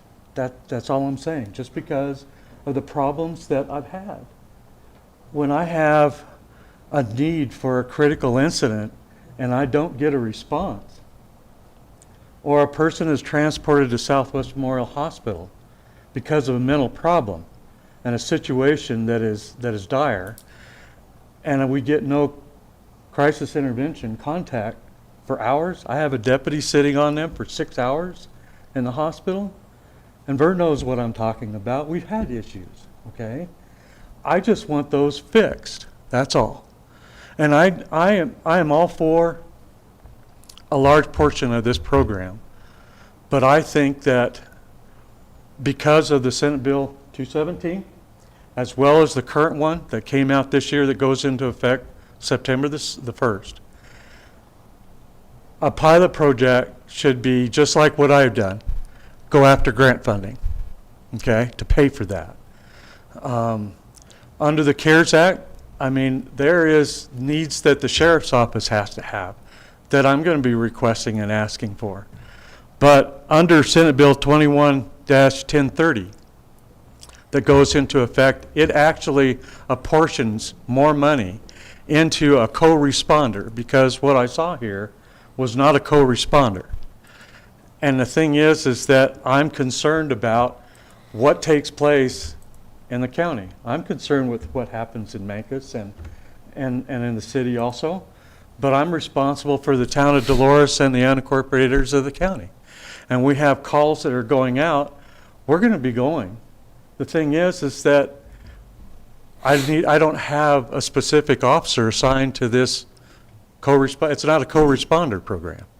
That's the thing. And I have looked at this bill, and I have calls in and communications with several representatives and senators of the state that can help, as well as the County Sheriff's Association's lobbyists, to help funnel some of this money to a co-responder program for Montezuma County.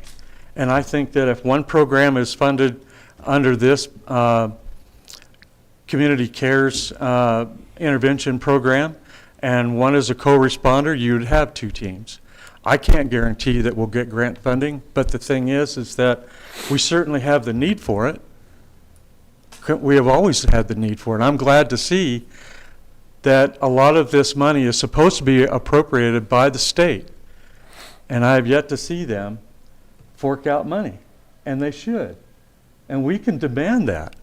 That's where I'm coming from. That's what I want to see, is the state needs to pay for this.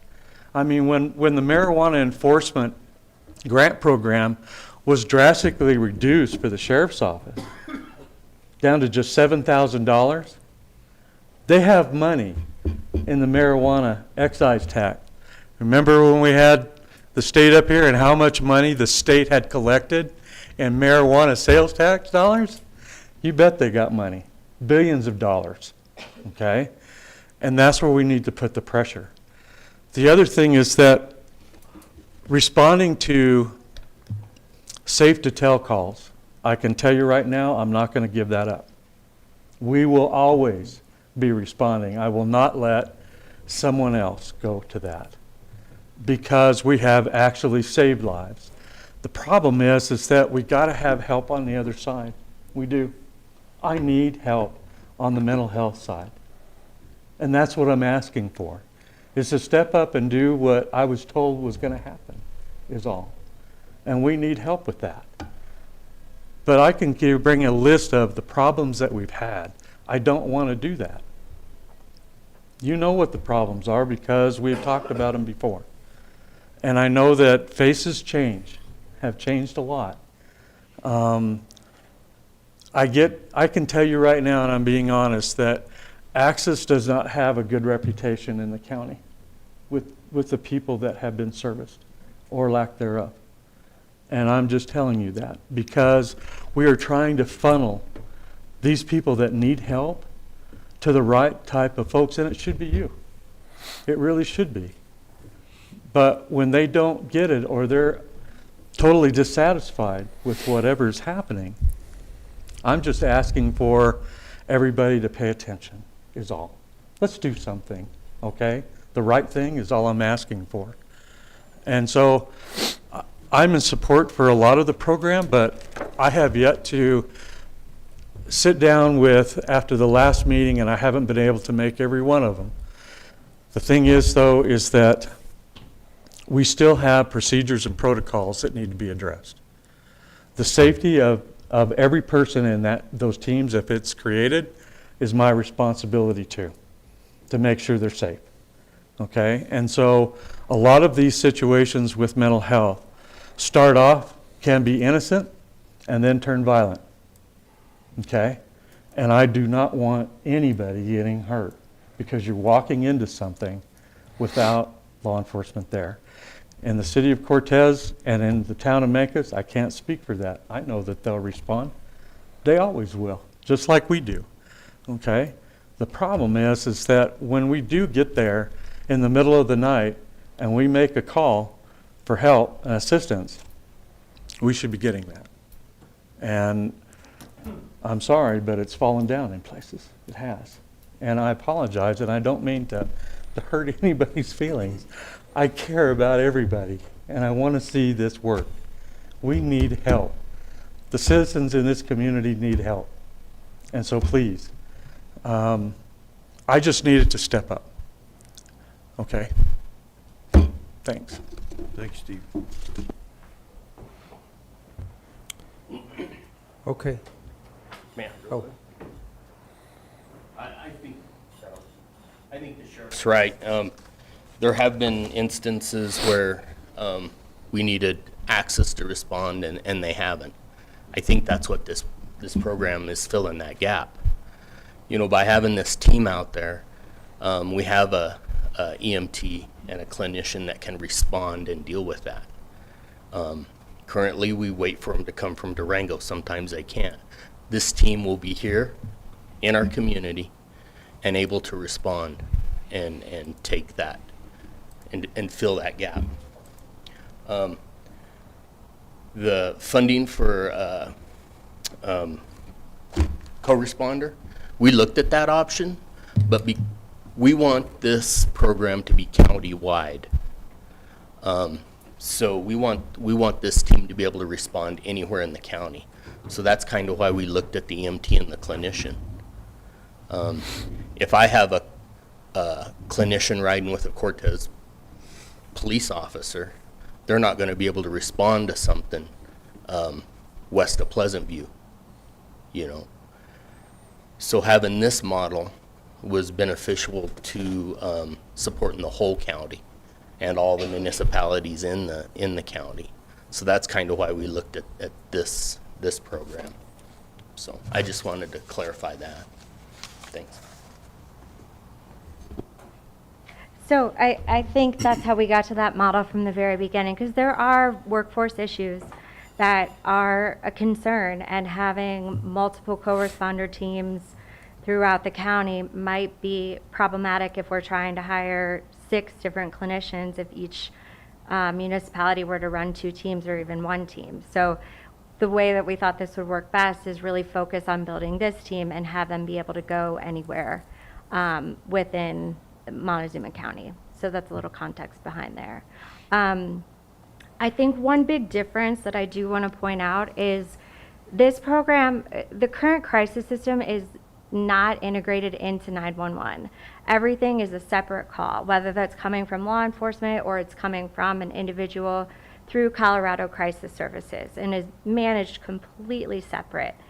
I think the beauty of having this embedded in 911 is it speeds up the call. Dispatch is the one that's able to do the triage, and we can bring a team to provide the appropriate services more readily. You know, it's not going to replace the crisis team. We have walk-in crisis services here in Montezuma County that are during the week, and then we have our mobile crisis team that's available as well. I know there are a lot of situations where people feel frustrated, but the team works really hard with our partners to debrief after incidents where people might have felt frustrated, to figure out how we can close those gaps. And I think maybe that's something that we need to do more often. It sounds like, you know, normally we'll get an alert if something went wrong, and we bring Molly and Brian and you know, whoever else is needed to come and figure out how to make improvements. We had that meeting with the hospital on Friday, which we do quarterly, to look at what's going on, how do we do better training, how can we help, and that would be something that looks like we need to start doing more often with the Sheriff's Department to figure out how to bring us together. But as a community member, you know, taking off my Access hat, there's so much value in this program. Kids here are hurting, absolutely hurting. Families are hurting. People just need resources. You know, you look at, sheriff might know, but our property, one of our properties got robbed twice this week by bored kids. You know, I wouldn't want that kid to go through and get criminal charges, but maybe something's going on at home that's prompting them to have to steal from someone, or they're lashing out with bad behavior. You know, there are things happening at homes that we really need to be able to help address, and a lot of bad behavior are a result of things happening at home. So this is a way for the community to step up and offer more resources to parents, older adults, kids, families, and really get people resources before the point of crisis.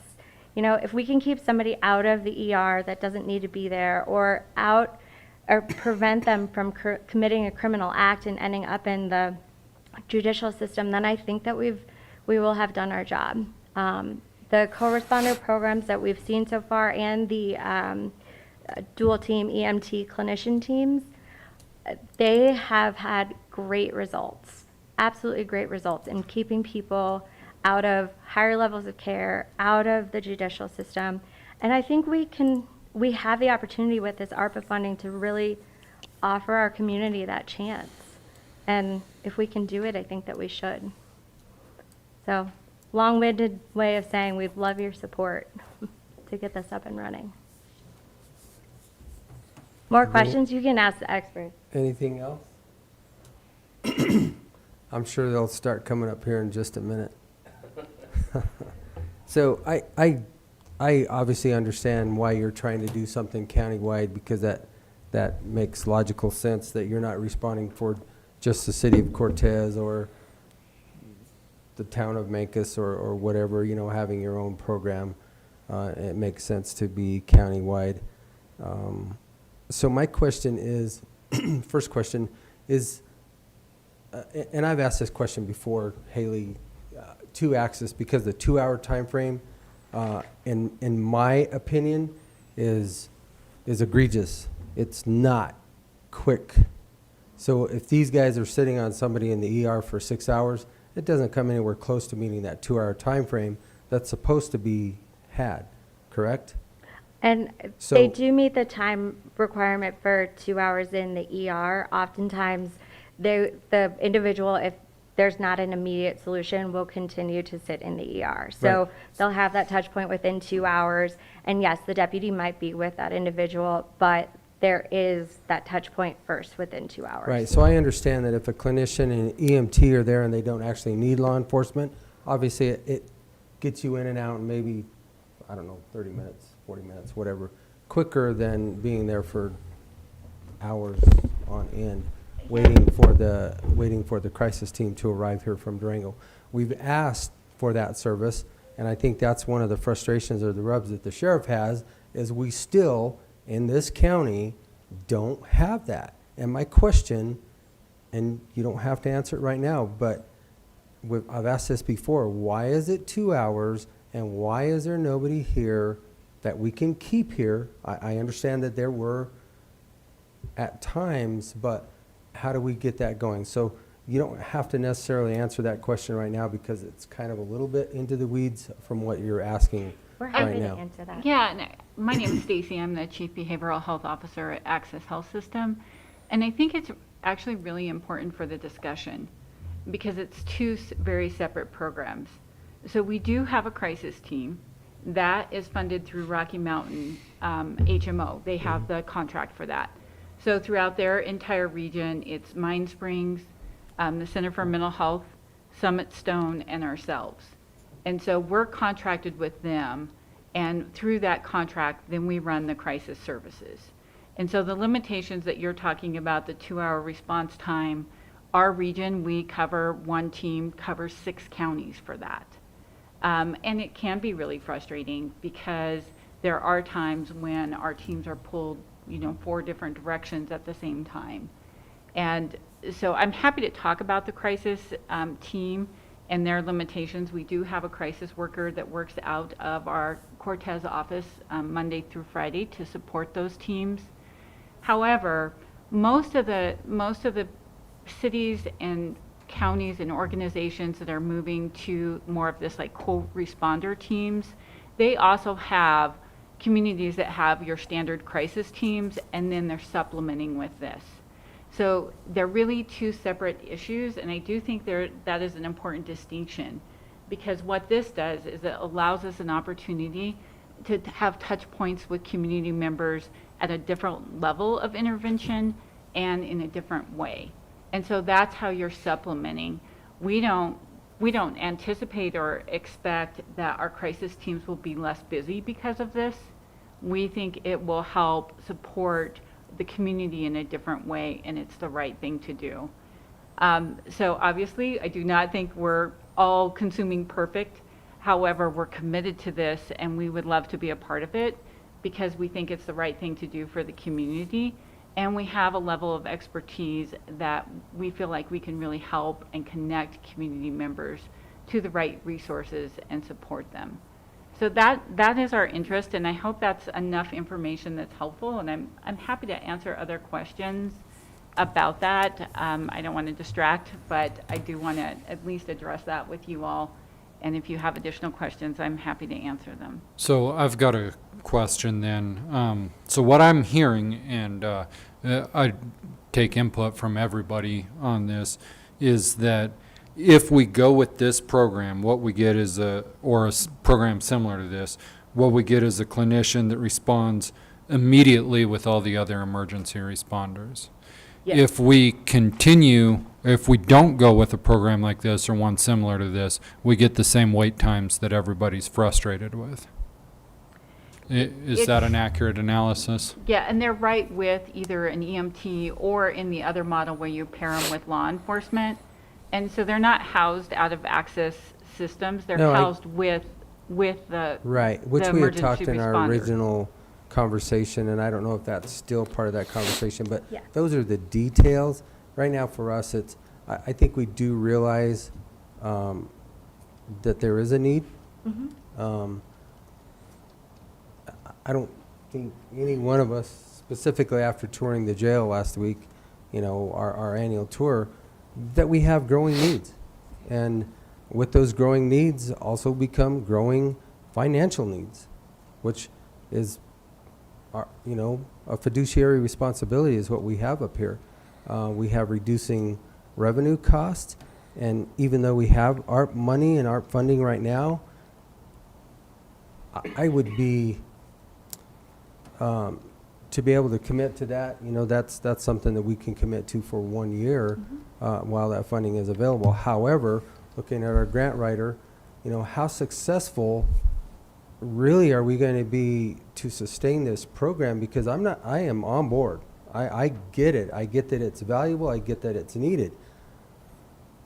But if we start this and we fail just because of funding, not that the program's not working and everybody's doing a great job, then we still fail. And that's a concern to me because this ARP funding is a one-time deal. I would suggest, Commissioner, that if you are committed to trying the program, you ask for it with the rest of the sales tax that you intend to ask for. That's what I was just gonna ask, if There- that's a possibility.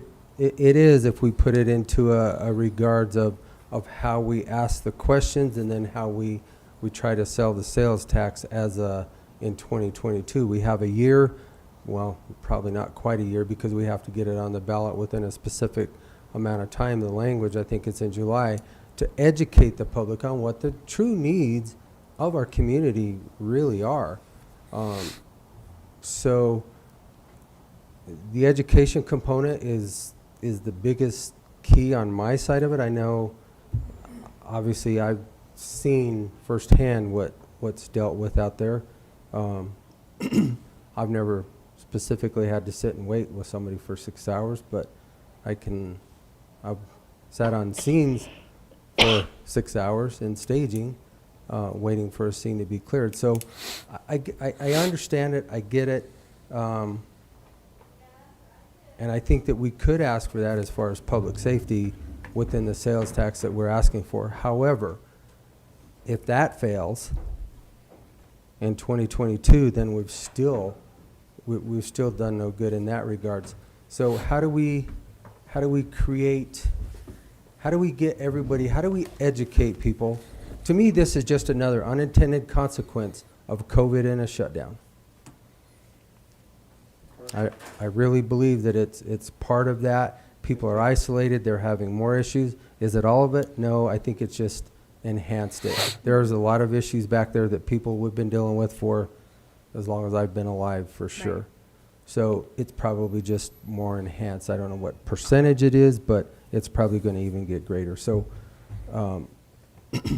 really for me, the whole program, looking through your slides this weekend, I get it. I understand it.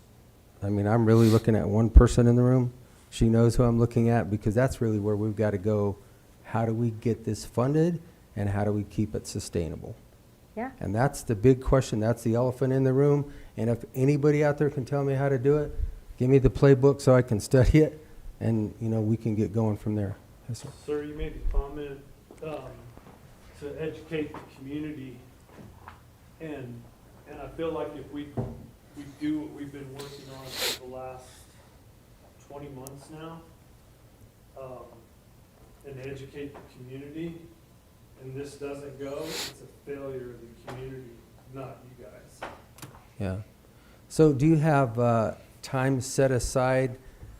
Because education, we're going to have to work as a team. This is a big team, the way I look at it. In every municipality, every township, to really educate the community, because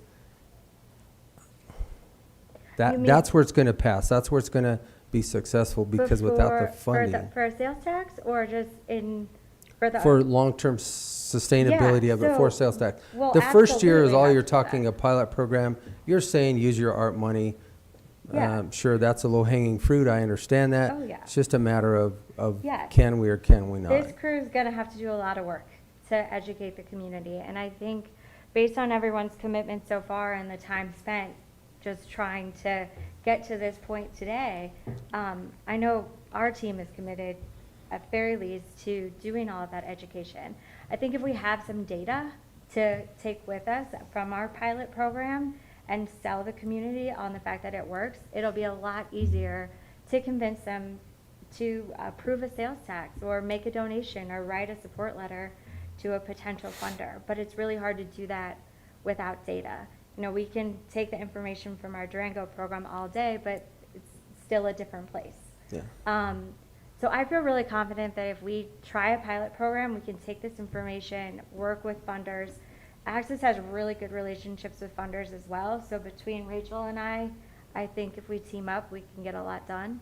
And then working with the municipalities to get our community members on board and let them know what's going on, how the program is making differences for people. And, we might also be able to solicit some donations like other programs around the country have done. So I feel confident that we'll be able to find the money to keep going. Maybe I'm an optimist, but I write grants all the time, so it doesn't seem scary to me. And I'm absolutely willing to put my time into helping Rachael to make that happen. Okay, Commissioners? The proposed pilot funding, that's $525,000. I think I have a typo on the slide. Well, what do we get for the first deal? Is that housing, is that everything for this deal, or complete funding for 1 year? Yeah, it's the startup cost for 1 year. That's renting a facility, or? Well, Jay has graciously agreed to house it at Station 3. North of the Oaks Lodge on 145. Which was part of that first proposal, so we did hear that. You Yeah. have room, you have the Yep. availability We for have the space, we can park the vehicle inside. clinician and When it's, off so that shift, it's so it's not sitting outside. properly housed. Yep. Obviously, the, Facilities, minor work, we'll make a two-person office space. Yeah, I have a typo on that one. But yes, the 525, the split between the communities will cover all the startup costs for year 1. And I anticipate that that is a little bit of an overage of what we actually need, because it will take time based on our experience to hire. And that also covers, that's based on 2.5 FTE for both the EMT and the clinician. So there's coverage if one of them's off. And so there's a little bit of padding there, just to make sure that there's coverage. I think where Commissioner Stevenson was going with this, and correct me if I'm wrong, so what we get asked by the community is, okay, well, we just spent $295,000. So his question to you was, well, what am I getting for that? So I think specifically more a breakdown of it pays for the FTEs, the vehicle, the Yep. housing is already taken care of. I think more of a detailed list So- of what, so when we go to try and sell this, how are we spending just $300,000? I think people deserve that answer to say, yeah, well, it's, absolutely. this is for payroll, salaries, insurance, vehicles, yada, yada, yada. Because that's a detailed component that we have to look at to be able to sell it. Oh, absolutely. And, if the county decides to be the home of the program, you would obviously have all of that information. So when you talk about the home is my next question. So then that would, unless I'm looking at this incorrectly, we would be developing a new department.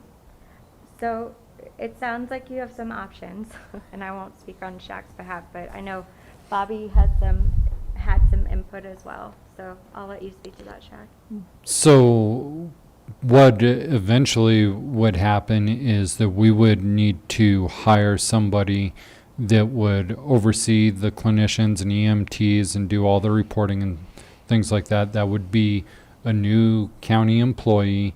They could train under the health department, although that doesn't really fit with the core health department goals. Or they could train under emergency management, but ultimately, I think that, yes, this would become their own, another county department head is what this would be, but we would contract with clinicians and EMTs. So those clinicians and EMTs wouldn't be county So it would be employees, those would be contractual basis, contractual. not But a the FTE. department head would be a county FTE. So the FTE is figured into the entirety of the budget? It is. For one FTE? Yep. So the others are not FTEs, they're just, They're Typical FTEs, contract. but they're contracted services, yeah. So it's the total of contracted services from both Cortez Fire and Axis if you choose to go with the two of us. Commissioner, can I speak on that? sure. My thought on contract, at least for me, is with concerns of past disagreements or services not rendered. That gives the county an idea to hold somebody to their contractual basis. So if something isn't being done through the programs, policies, and procedures, or whatever the county wants to call them, that gives the county a contractual basis to ensure that the constituents are getting the services that they're paying for, instead of it just being willy-nilly. And correct me if I'm wrong, that there'll have to be an RFP put out for the contract, and so it doesn't mean that it's just going to go to Access or Cortez Fire. There could be other entities or behavioral health that may be interested in this. So yes, this is our community steering committee. This is what we have to work with within our community, but ultimately it puts more leverage onto what the county can say in the contractual basis, instead of it just being its own department and the county having to do everything. So that's kind of my thought behind it, and I could be way off basis with it, but I don't know. So. Questions? Yeah. Go ahead. When I first started, we had a big discussion over dispatch fees, and this is going to be dispatched out of our dispatch center. Who's going to cover those fees?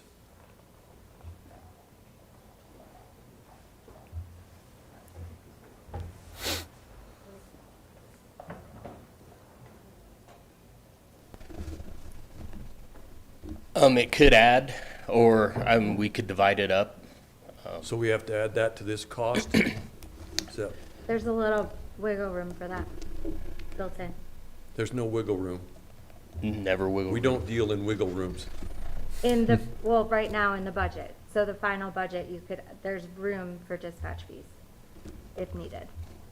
So Well, I think it's needed, but, I mean, how much do you have allocated? I guess that's why I'm saying, where's the detailed list of it? And I get what you guys have Yeah. done, and I appreciate what you've done. However, when we have to answer for it, dispatch fees are another issue. Sure. So if this is split, obviously the county is larger than anything else, so I get that our fees would be greater. So would the dispatch fees be split the same way, the way they're doing it right now?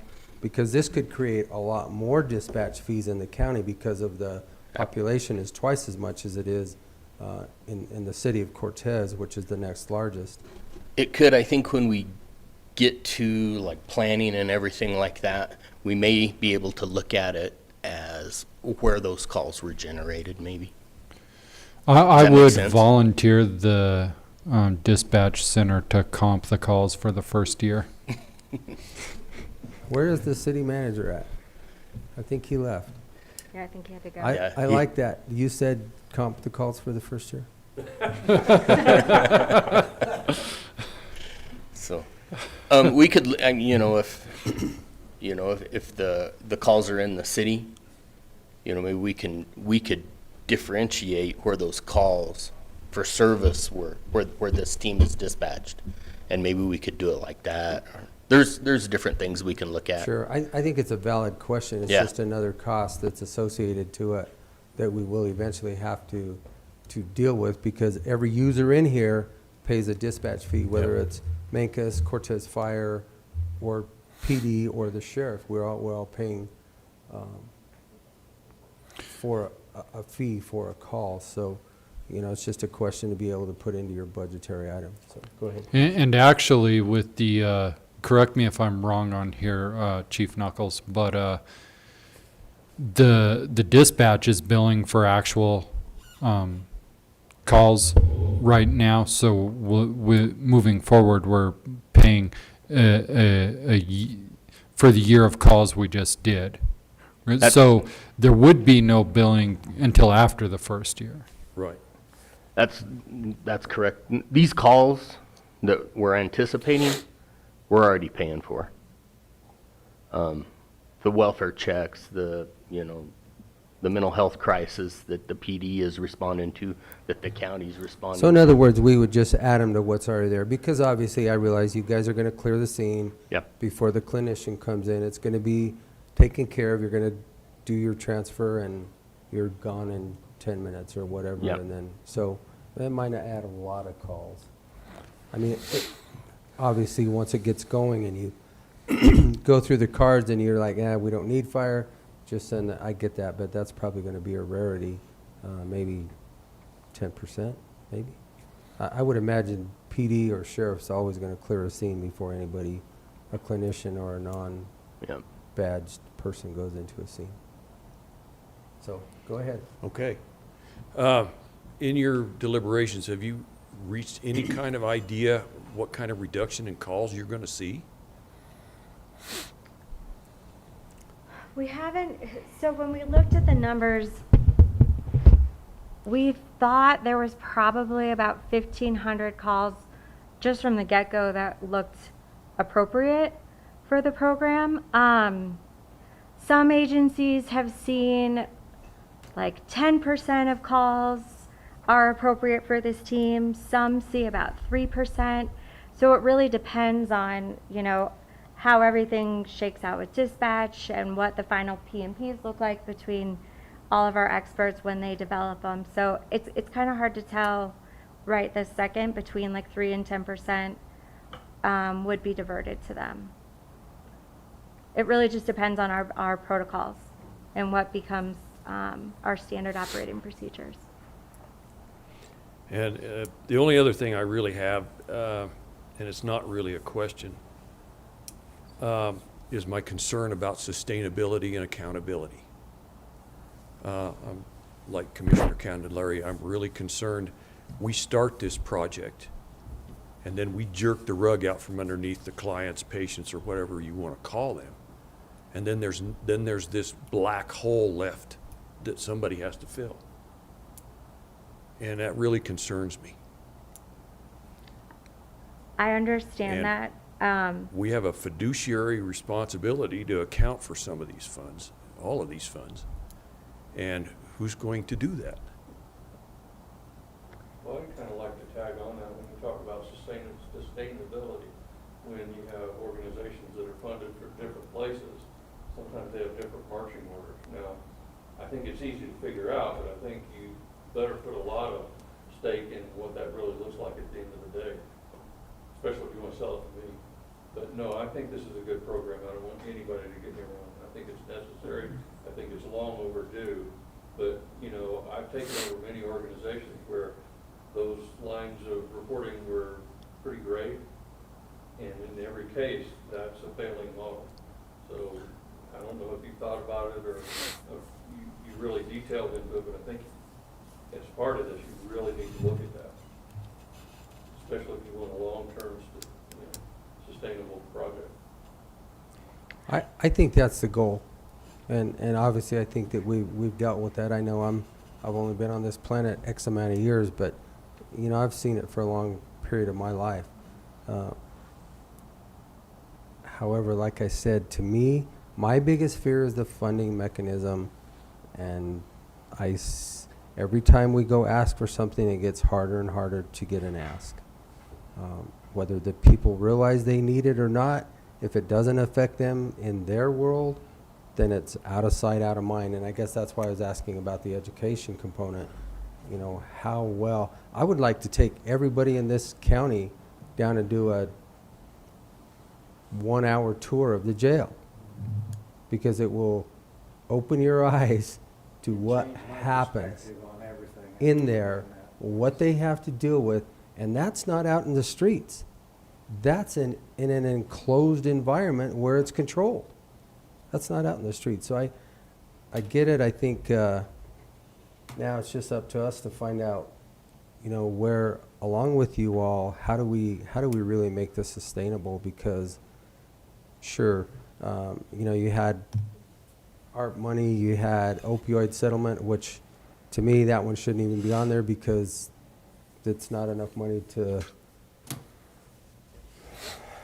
It's nothing, basically, for what we're going to receive, even with the municipalities. What if they were to come on board? It's not even $30,000 a year, so that doesn't even start. It's not even 10% of what we need. Right. Is it an idea? Absolutely, but we have And I will say, you know, we have a really great relationship with the Colorado Health Foundation, and they were interested in even looking at this program outside of the grant parameters, because this will be the first rural version of an EMT and a clinician model. Most of them have been done in cities. So we would really be setting the standard for rural areas around the country, and funders would be interested in that. So it's just something to think about. There's a lot of great relationships with funders that, other than the Colorado Health Foundation as well, and we just have to sell the program. And the more data that we have, the easier that will be to do. Okay. Yeah. Joe? Yeah, we just have a lot of homework to do on this deal. So I want to piggyback off the idea of, I mean, we're kind of going down the scenario of what if the program is successful and then we can't find a way to sustain it.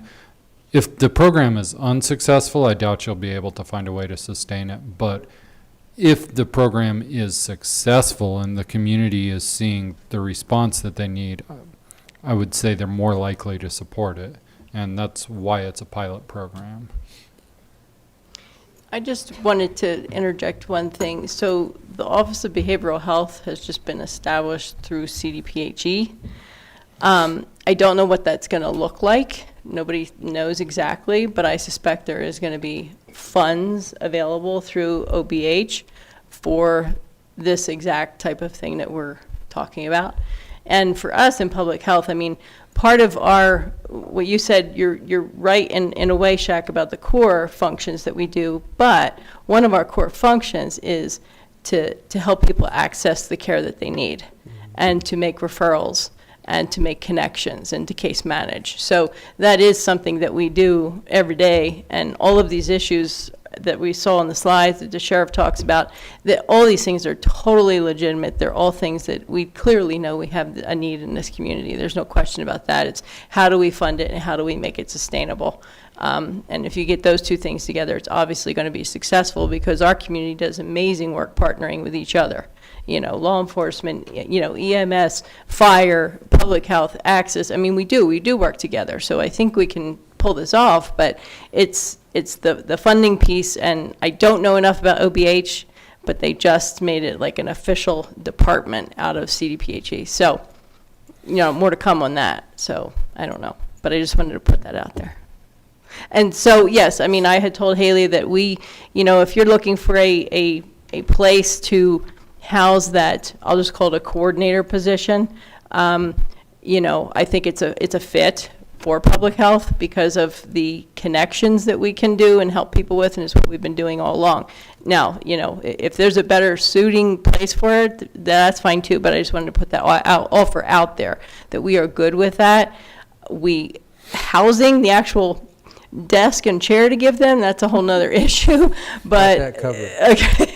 But, and then of course all the other pieces of that would not be under public health, but the coordinator could be under public health. So The only thing is that you added that 5-letter acronym.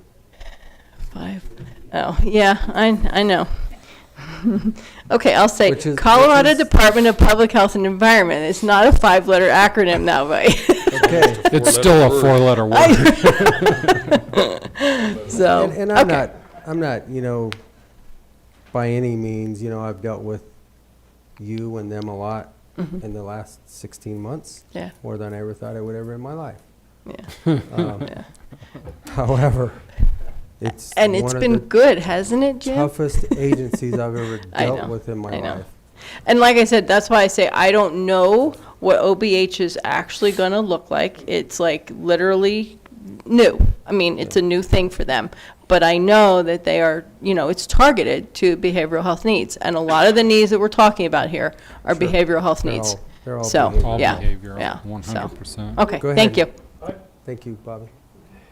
She's gonna own it before long, and I'm not saying that, but it's gonna be part of the health department. Right.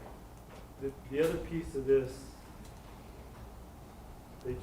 OBH, we heard it, under CDPHE, sorry.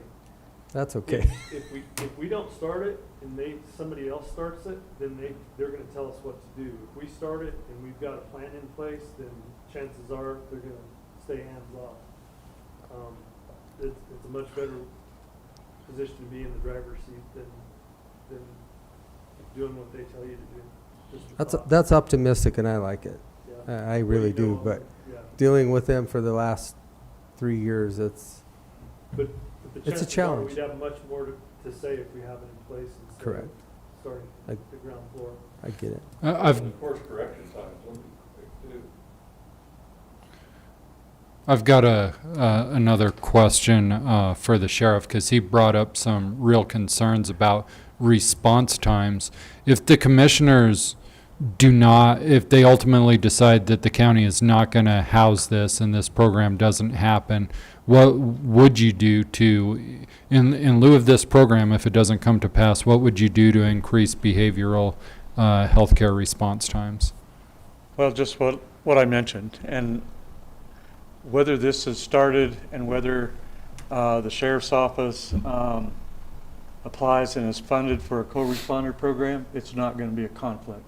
The thing is, though, is that I got to have somebody that has that specific training to be able to communicate. I mean, we can, because we've been doing it for years, but the thing is that having someone there to be able to help that person at that time. I have a $100,000 robot that I can take right to the front door or into a bedroom, and you can communicate with that individual from that robot in a safe place. That's what that's for, okay? And that's what I would do. I just want to see that we have to do something, and whether it was COVID that started or it actually has stemmed from drug and alcohol substance abuse. That's where a lot of it lies. And that's where the state needs to start ponying up for taking care of the citizens in Colorado. And Montezuma County is part of Colorado, not New Mexico and not Utah. So, it's time. And we need to push for that. And I think that together that we can do that. And we can do it well, so long as it's a team effort. And that's what's so very important. But I got to have all the team on board. And we all do, okay? And I'm right there with you, but that's what I would do if this is not possible. I mean, give me $320,000 and we can make something happen. But, I would much rather, that's your decision, okay? Thanks. So, Bobby, I have a question for you. With CDPHE, Colorado Department of Public Health and Environment, I'll say it. It's all right. Is there a potential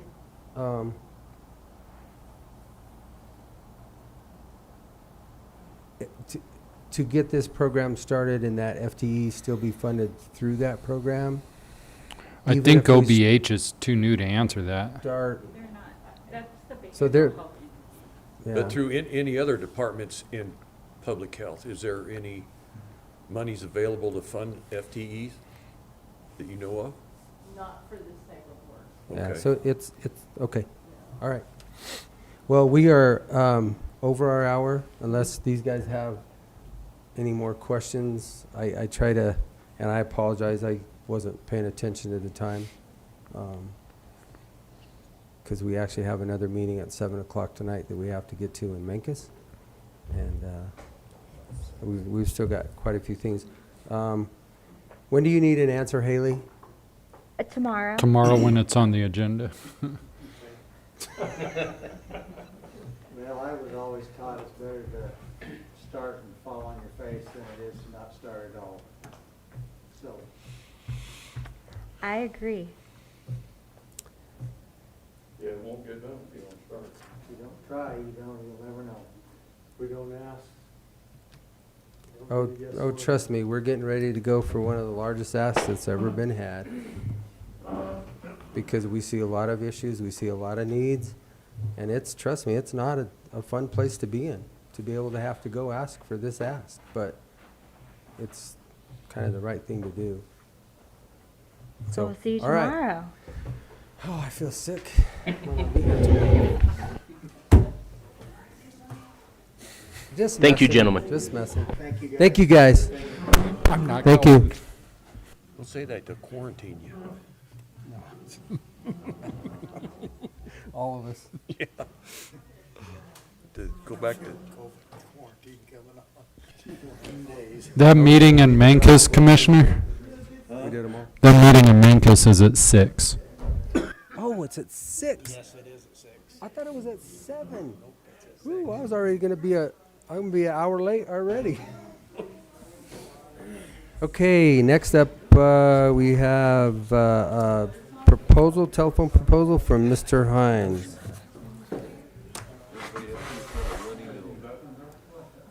If you'll give us 2 minutes, absolutely. You can have 2 minutes also. So we're going to take about 2 minutes.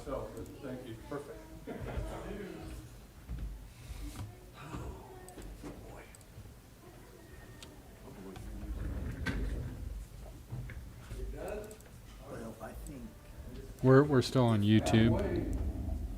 This presentation is, We're on YouTube still.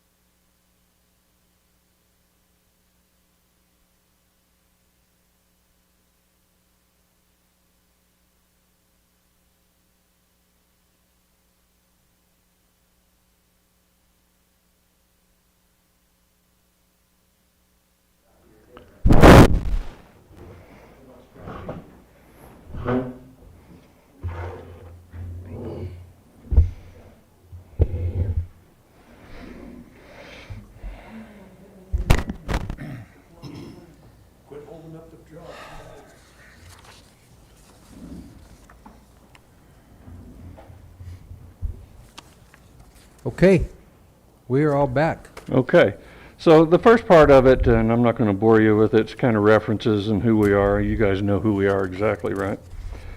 So what do we want to do? I guess that's the big question. Wait a minute before, because there are numbers in here, and I don't want those numbers actually to be displayed to the public yet. Okay. Because those could.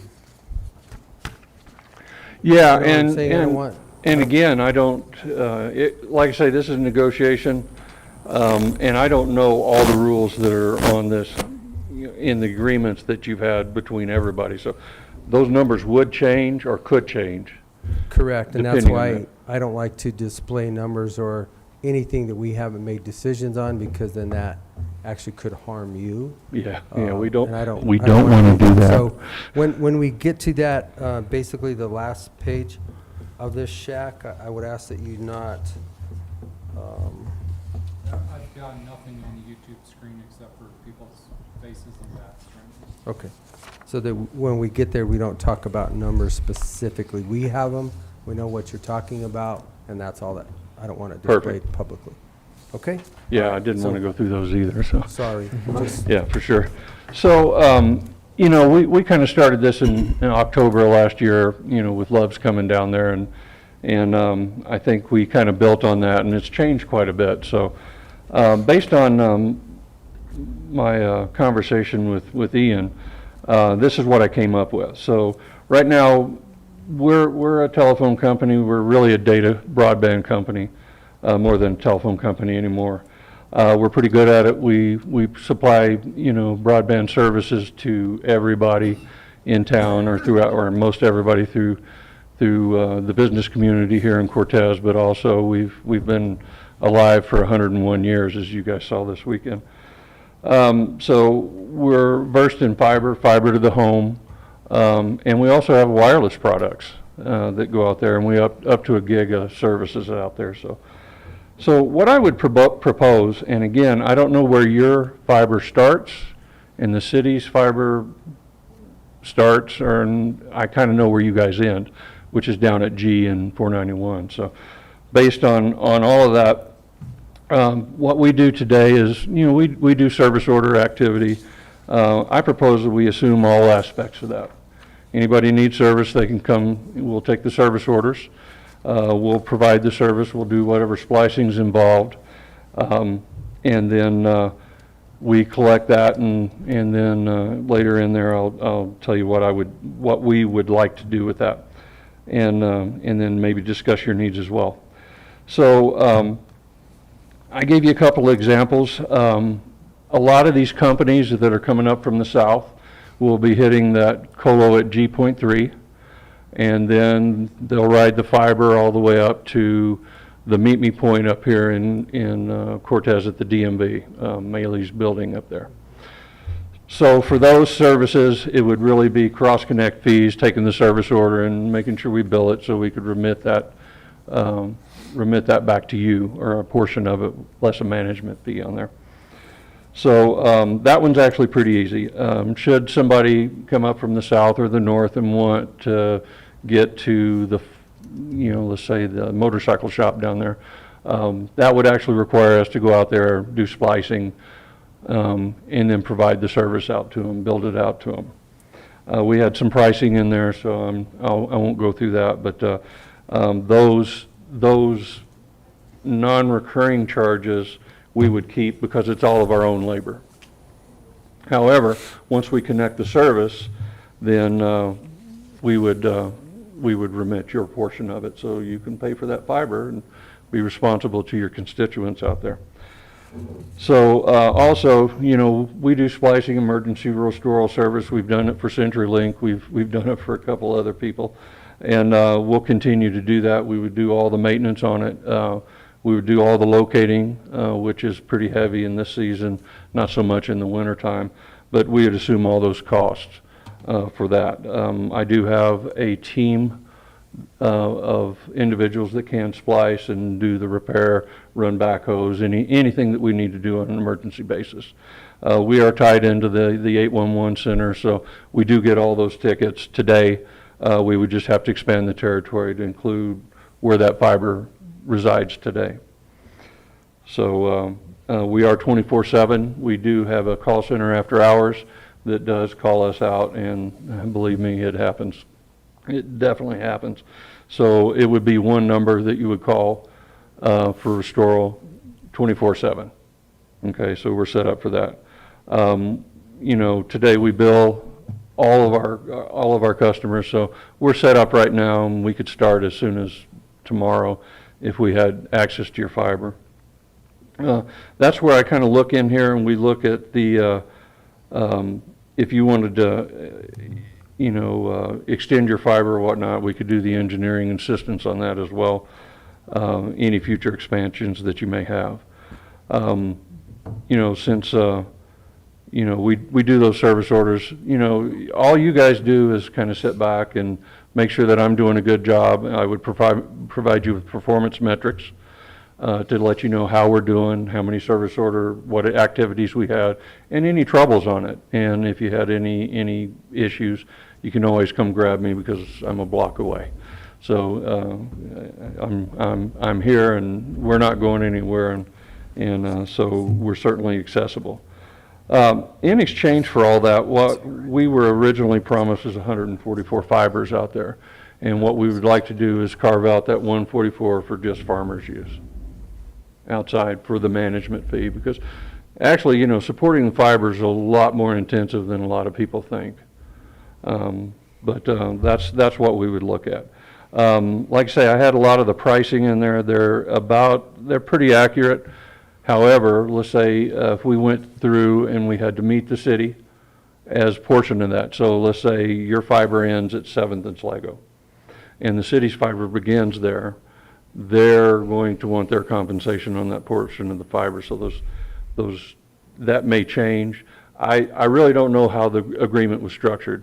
I mean, do you have it from colo to colo, or is there a break in it where the city of Cortez grabs portion of it because y'all partnered in building that? And that's the one thing I never did get an answer to.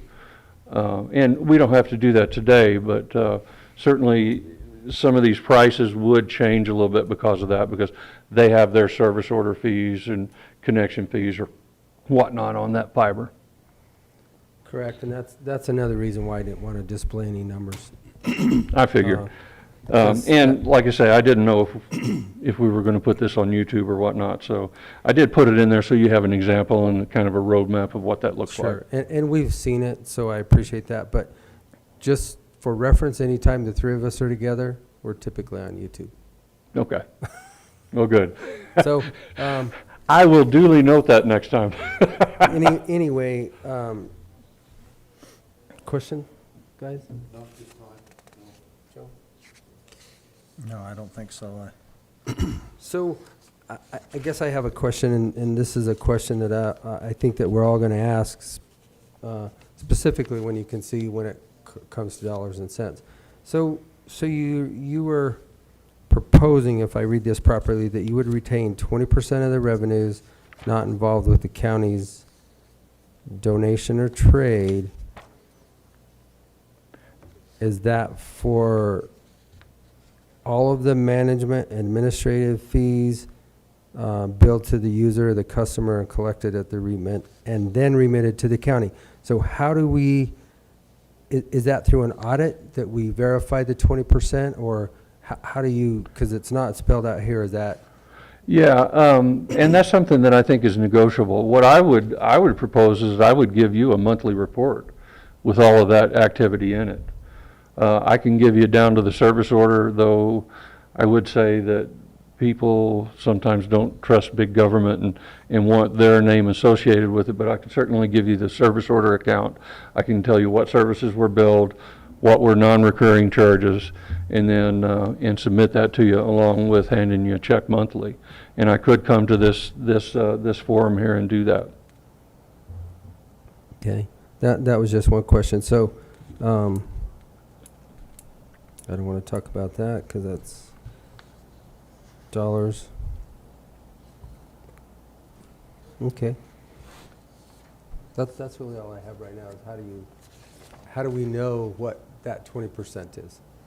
I would give that to you. So I would provide that in the report. So we could take your word for it? Well, you know what, I'm audited I do a mini audit every year, and then I do a full audit every year, which I would be happy to share with you guys. And I guess that really was a question because we are audited also. So when we get audited, we actually have something to present to the constituent to say, hey, we did this and we did this, and it was checked. Yeah, we can make that part of the audit. I can certainly break out yours separately so you can have your own packets in it. And Yeah. I'd be happy to do that as well. Just our little piece of it. Correct. Obviously, we don't, yeah. Well, again, to add that to my audits, not a problem. I mean, they can do that very easily. Okay. Question, Ian? No, I don't have any questions at this point. No, I'm good now. All right. I told you I was going to be quick. Gosh, you caught me up. You're welcome. Thanks, Terry. For sure. Well, thank you for meeting with me today. I really appreciate it. And thanks for the chance. Yep. I sure appreciate it. Yep. You bet. Okay. Thank you. Okay, now I'm going to, we have a discussion with our planning commission and Mr. Lewis. Thank you, Terry. Have a good day. So, come up.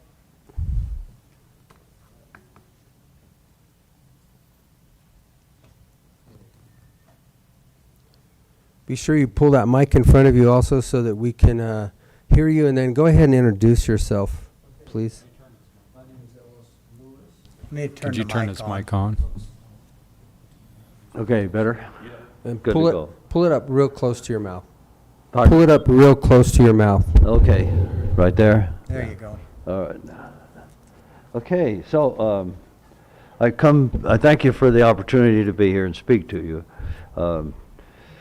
This all relates to subdivision 19, which came in through P&Z and which has been before you gentlemen before. And what I like to do is I like to place in the record 3 documents. One, the petition for rehearing, which I filed on June 22nd. 2, the response from P&Z, which came followed a week later. And the 3rd document is a document I provided back in April related to the constitutional issues that I think are relevant to what we're doing here. So this set with a little green tag on it has the wet signatures. I thought there might be a clerk to receive these, but I'll be just... We can take them today. Are they all the same?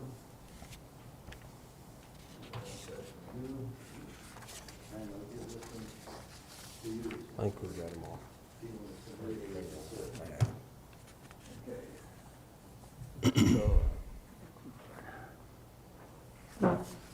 I don't expect you'll plow through all of that. That 3rd document is one that was generated, I think, through the continuing education of the bar in a meeting that was held here in Colorado. There are some fundamental issues. There has been a lot of resistance from my neighbors who are under the impression that I should provide a private park for them on my land, which I'm not totally opposed to, but no one seemed to be able to find time to discuss the matter.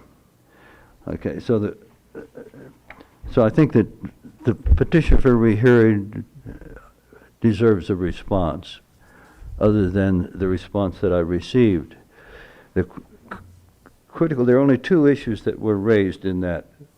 One was the issue of the septic system, which we're pretty clear on, and the other was the demand that I put into the CC&Rs and into the Mylar restrictions on my property which do not apply or do not appear in anyone else's chain of title.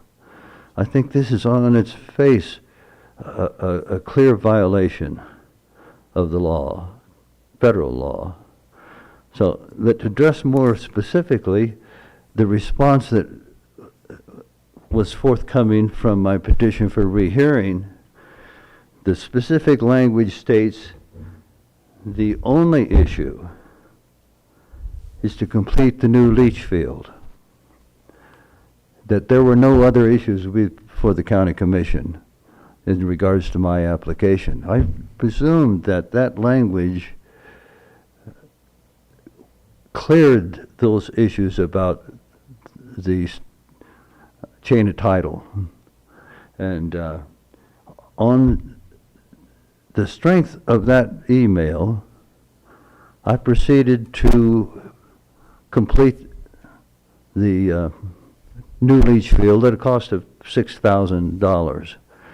Right now, I'm into this process about $15,000. And the crime that was committed was back in 2016 when in order to receive the insurance proceeds, the insurance company required that I build a house, rebuild the house. And that's what I did. I've plead guilty to being oblivious to the land use code requirements related to the side yard setback. And but we've resolved that because you granted the variance. So that's the root of this whole process. Now, the property's in the trust. I am the trustee. For me to agree to the constraints that you have requested would be a violation of my fiduciary duty. I just cannot do this and won't do it. I think we're at the stage now where I've clearly, according to your own records, have complied with the requirements of Chapter 2. I don't think the ordinance specifically states that I must complete a subdivision. Rather, it states that I have to come into compliance with the requirements of Chapter 2. I've done that. I mean... Is your septic system complete? Yes, is it your is. septic system complete? Permitted and completed and inspected by the county. So Lot 2, if I remember right, was the one that had the house on it that shared the septic system with Lot 1. Exactly. Correct? That is it. Okay, and those are separated? We have separated that. Okay. Craig Wickstrom. The variance was granted for the 15-foot setback, and the only other condition that was on there was that, and it was a CDOT issue because we can't get any more people out of that particular area. So it's not constitutionally, and I have an attorney sitting here with us that can answer it probably better than I can, but if somebody else is subdividing, whether it's next door to you or 2 doors down from you, still have the same requirement. They cannot put any more traffic on that road. So you are not a person of one in this situation. So I understand that you feel like you're being a person of one, but if your neighbor has a 10-acre piece of property that's not within a subdivision, or if he gets the people in the subdivision to agree, he could split his lot. However, CDOT's, we don't run the state highway. We just have to work within the state to be able to get on and off their access. Okay. The traffic count said that they cannot handle any more traffic. Therefore, you're the one going through the subdivision right now, not your neighbor. If they were, they would be under the same premise. I think we're all, and I don't dispute that CDOT has taken a position here which affects all of the properties. My position is this, though. If you place in my chain of title a constraint that does not occur in anyone else's chain of title, that makes me a separate private person. Now, furthermore, looking at the ordinance itself, Section 61. I've looked at all of the ordinances. I've looked at this. I'll let the attorney, but I'll tell you what right now. I can tell you that I believe our decision was made.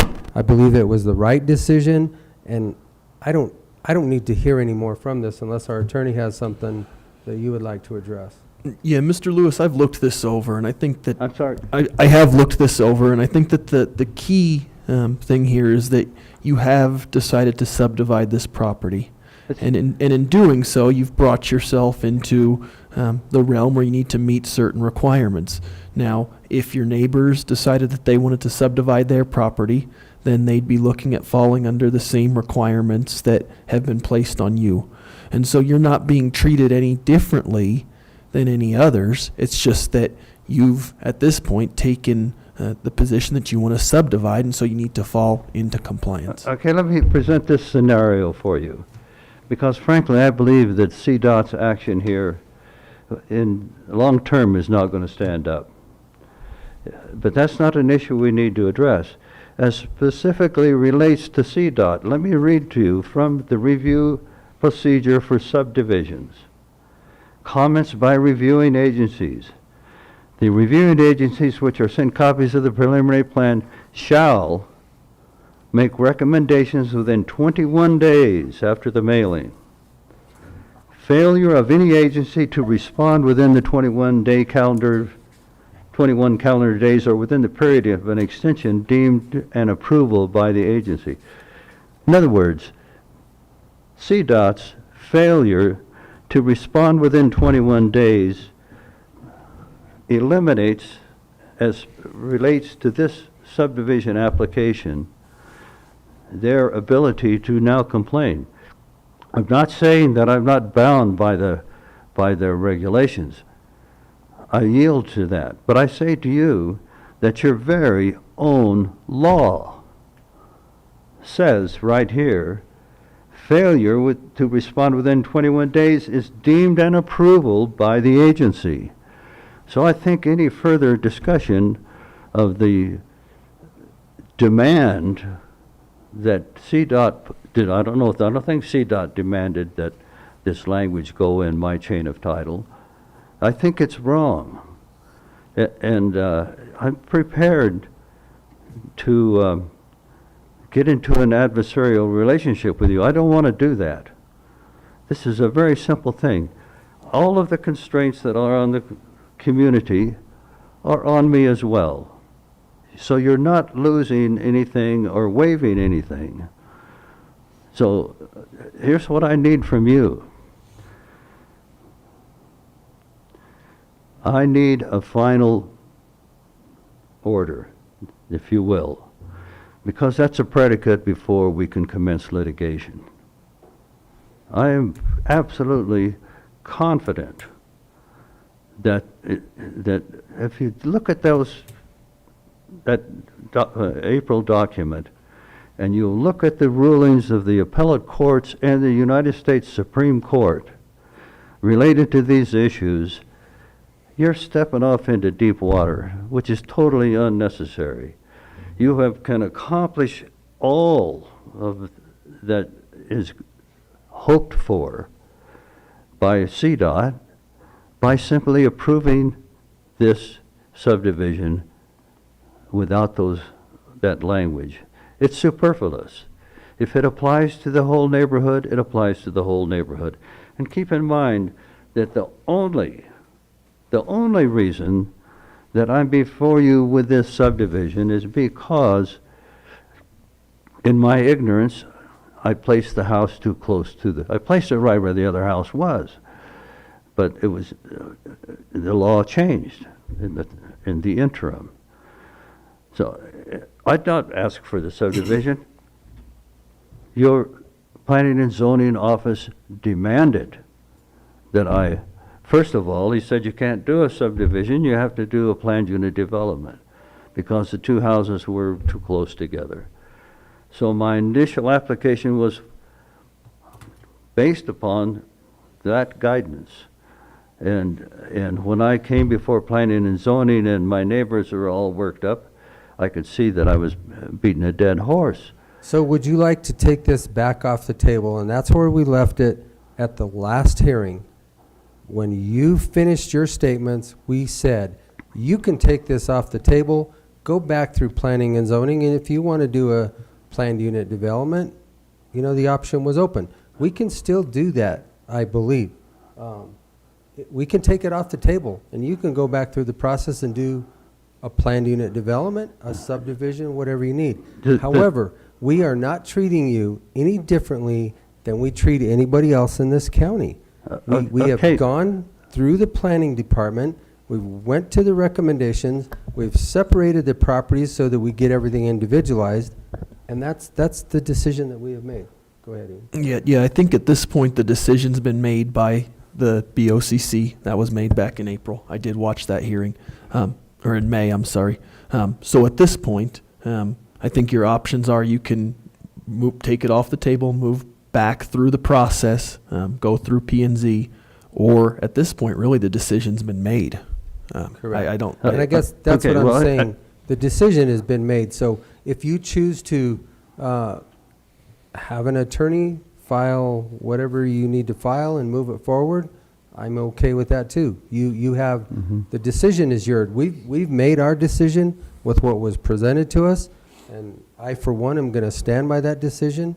We were So fair I and cannot equal. rely upon the plain language of Mr. Haley's email here, it says. Either. I think that You can't Mr. have it both Haley ways. presented everything, Here. and I'm not going to, Mr. Lewis, we did this in May, and I allowed you to drag me around for an hour and a half, and I'm not going to do it today. So the decision has been made, and that's where we stand. If you choose to take it to the next level, you have that opportunity, and Well, I think the can tell ball's you to in be your my court guest. at this point. If you think that I have committed a criminal act by refusing to agree to the constraints that you're placing on my property, you're giving me absolutely nothing except $15,000 in wasted money, and I have no gain whatsoever. As a matter of fact, You have a subdivision, you have a variance that brought you into compliance. You have a lot. Ignorance is no excuse, So- even in a court of law.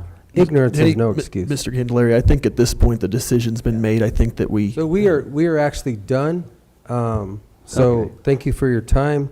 We're going to move on, and I think I that does bring us to the end of our discussion. Gentlemen, we have another meeting I at do 6 o'clock. in insist Memphis. that you place these documents in the record, so we will have. We will do that. Okay, thank you We very can do much, that.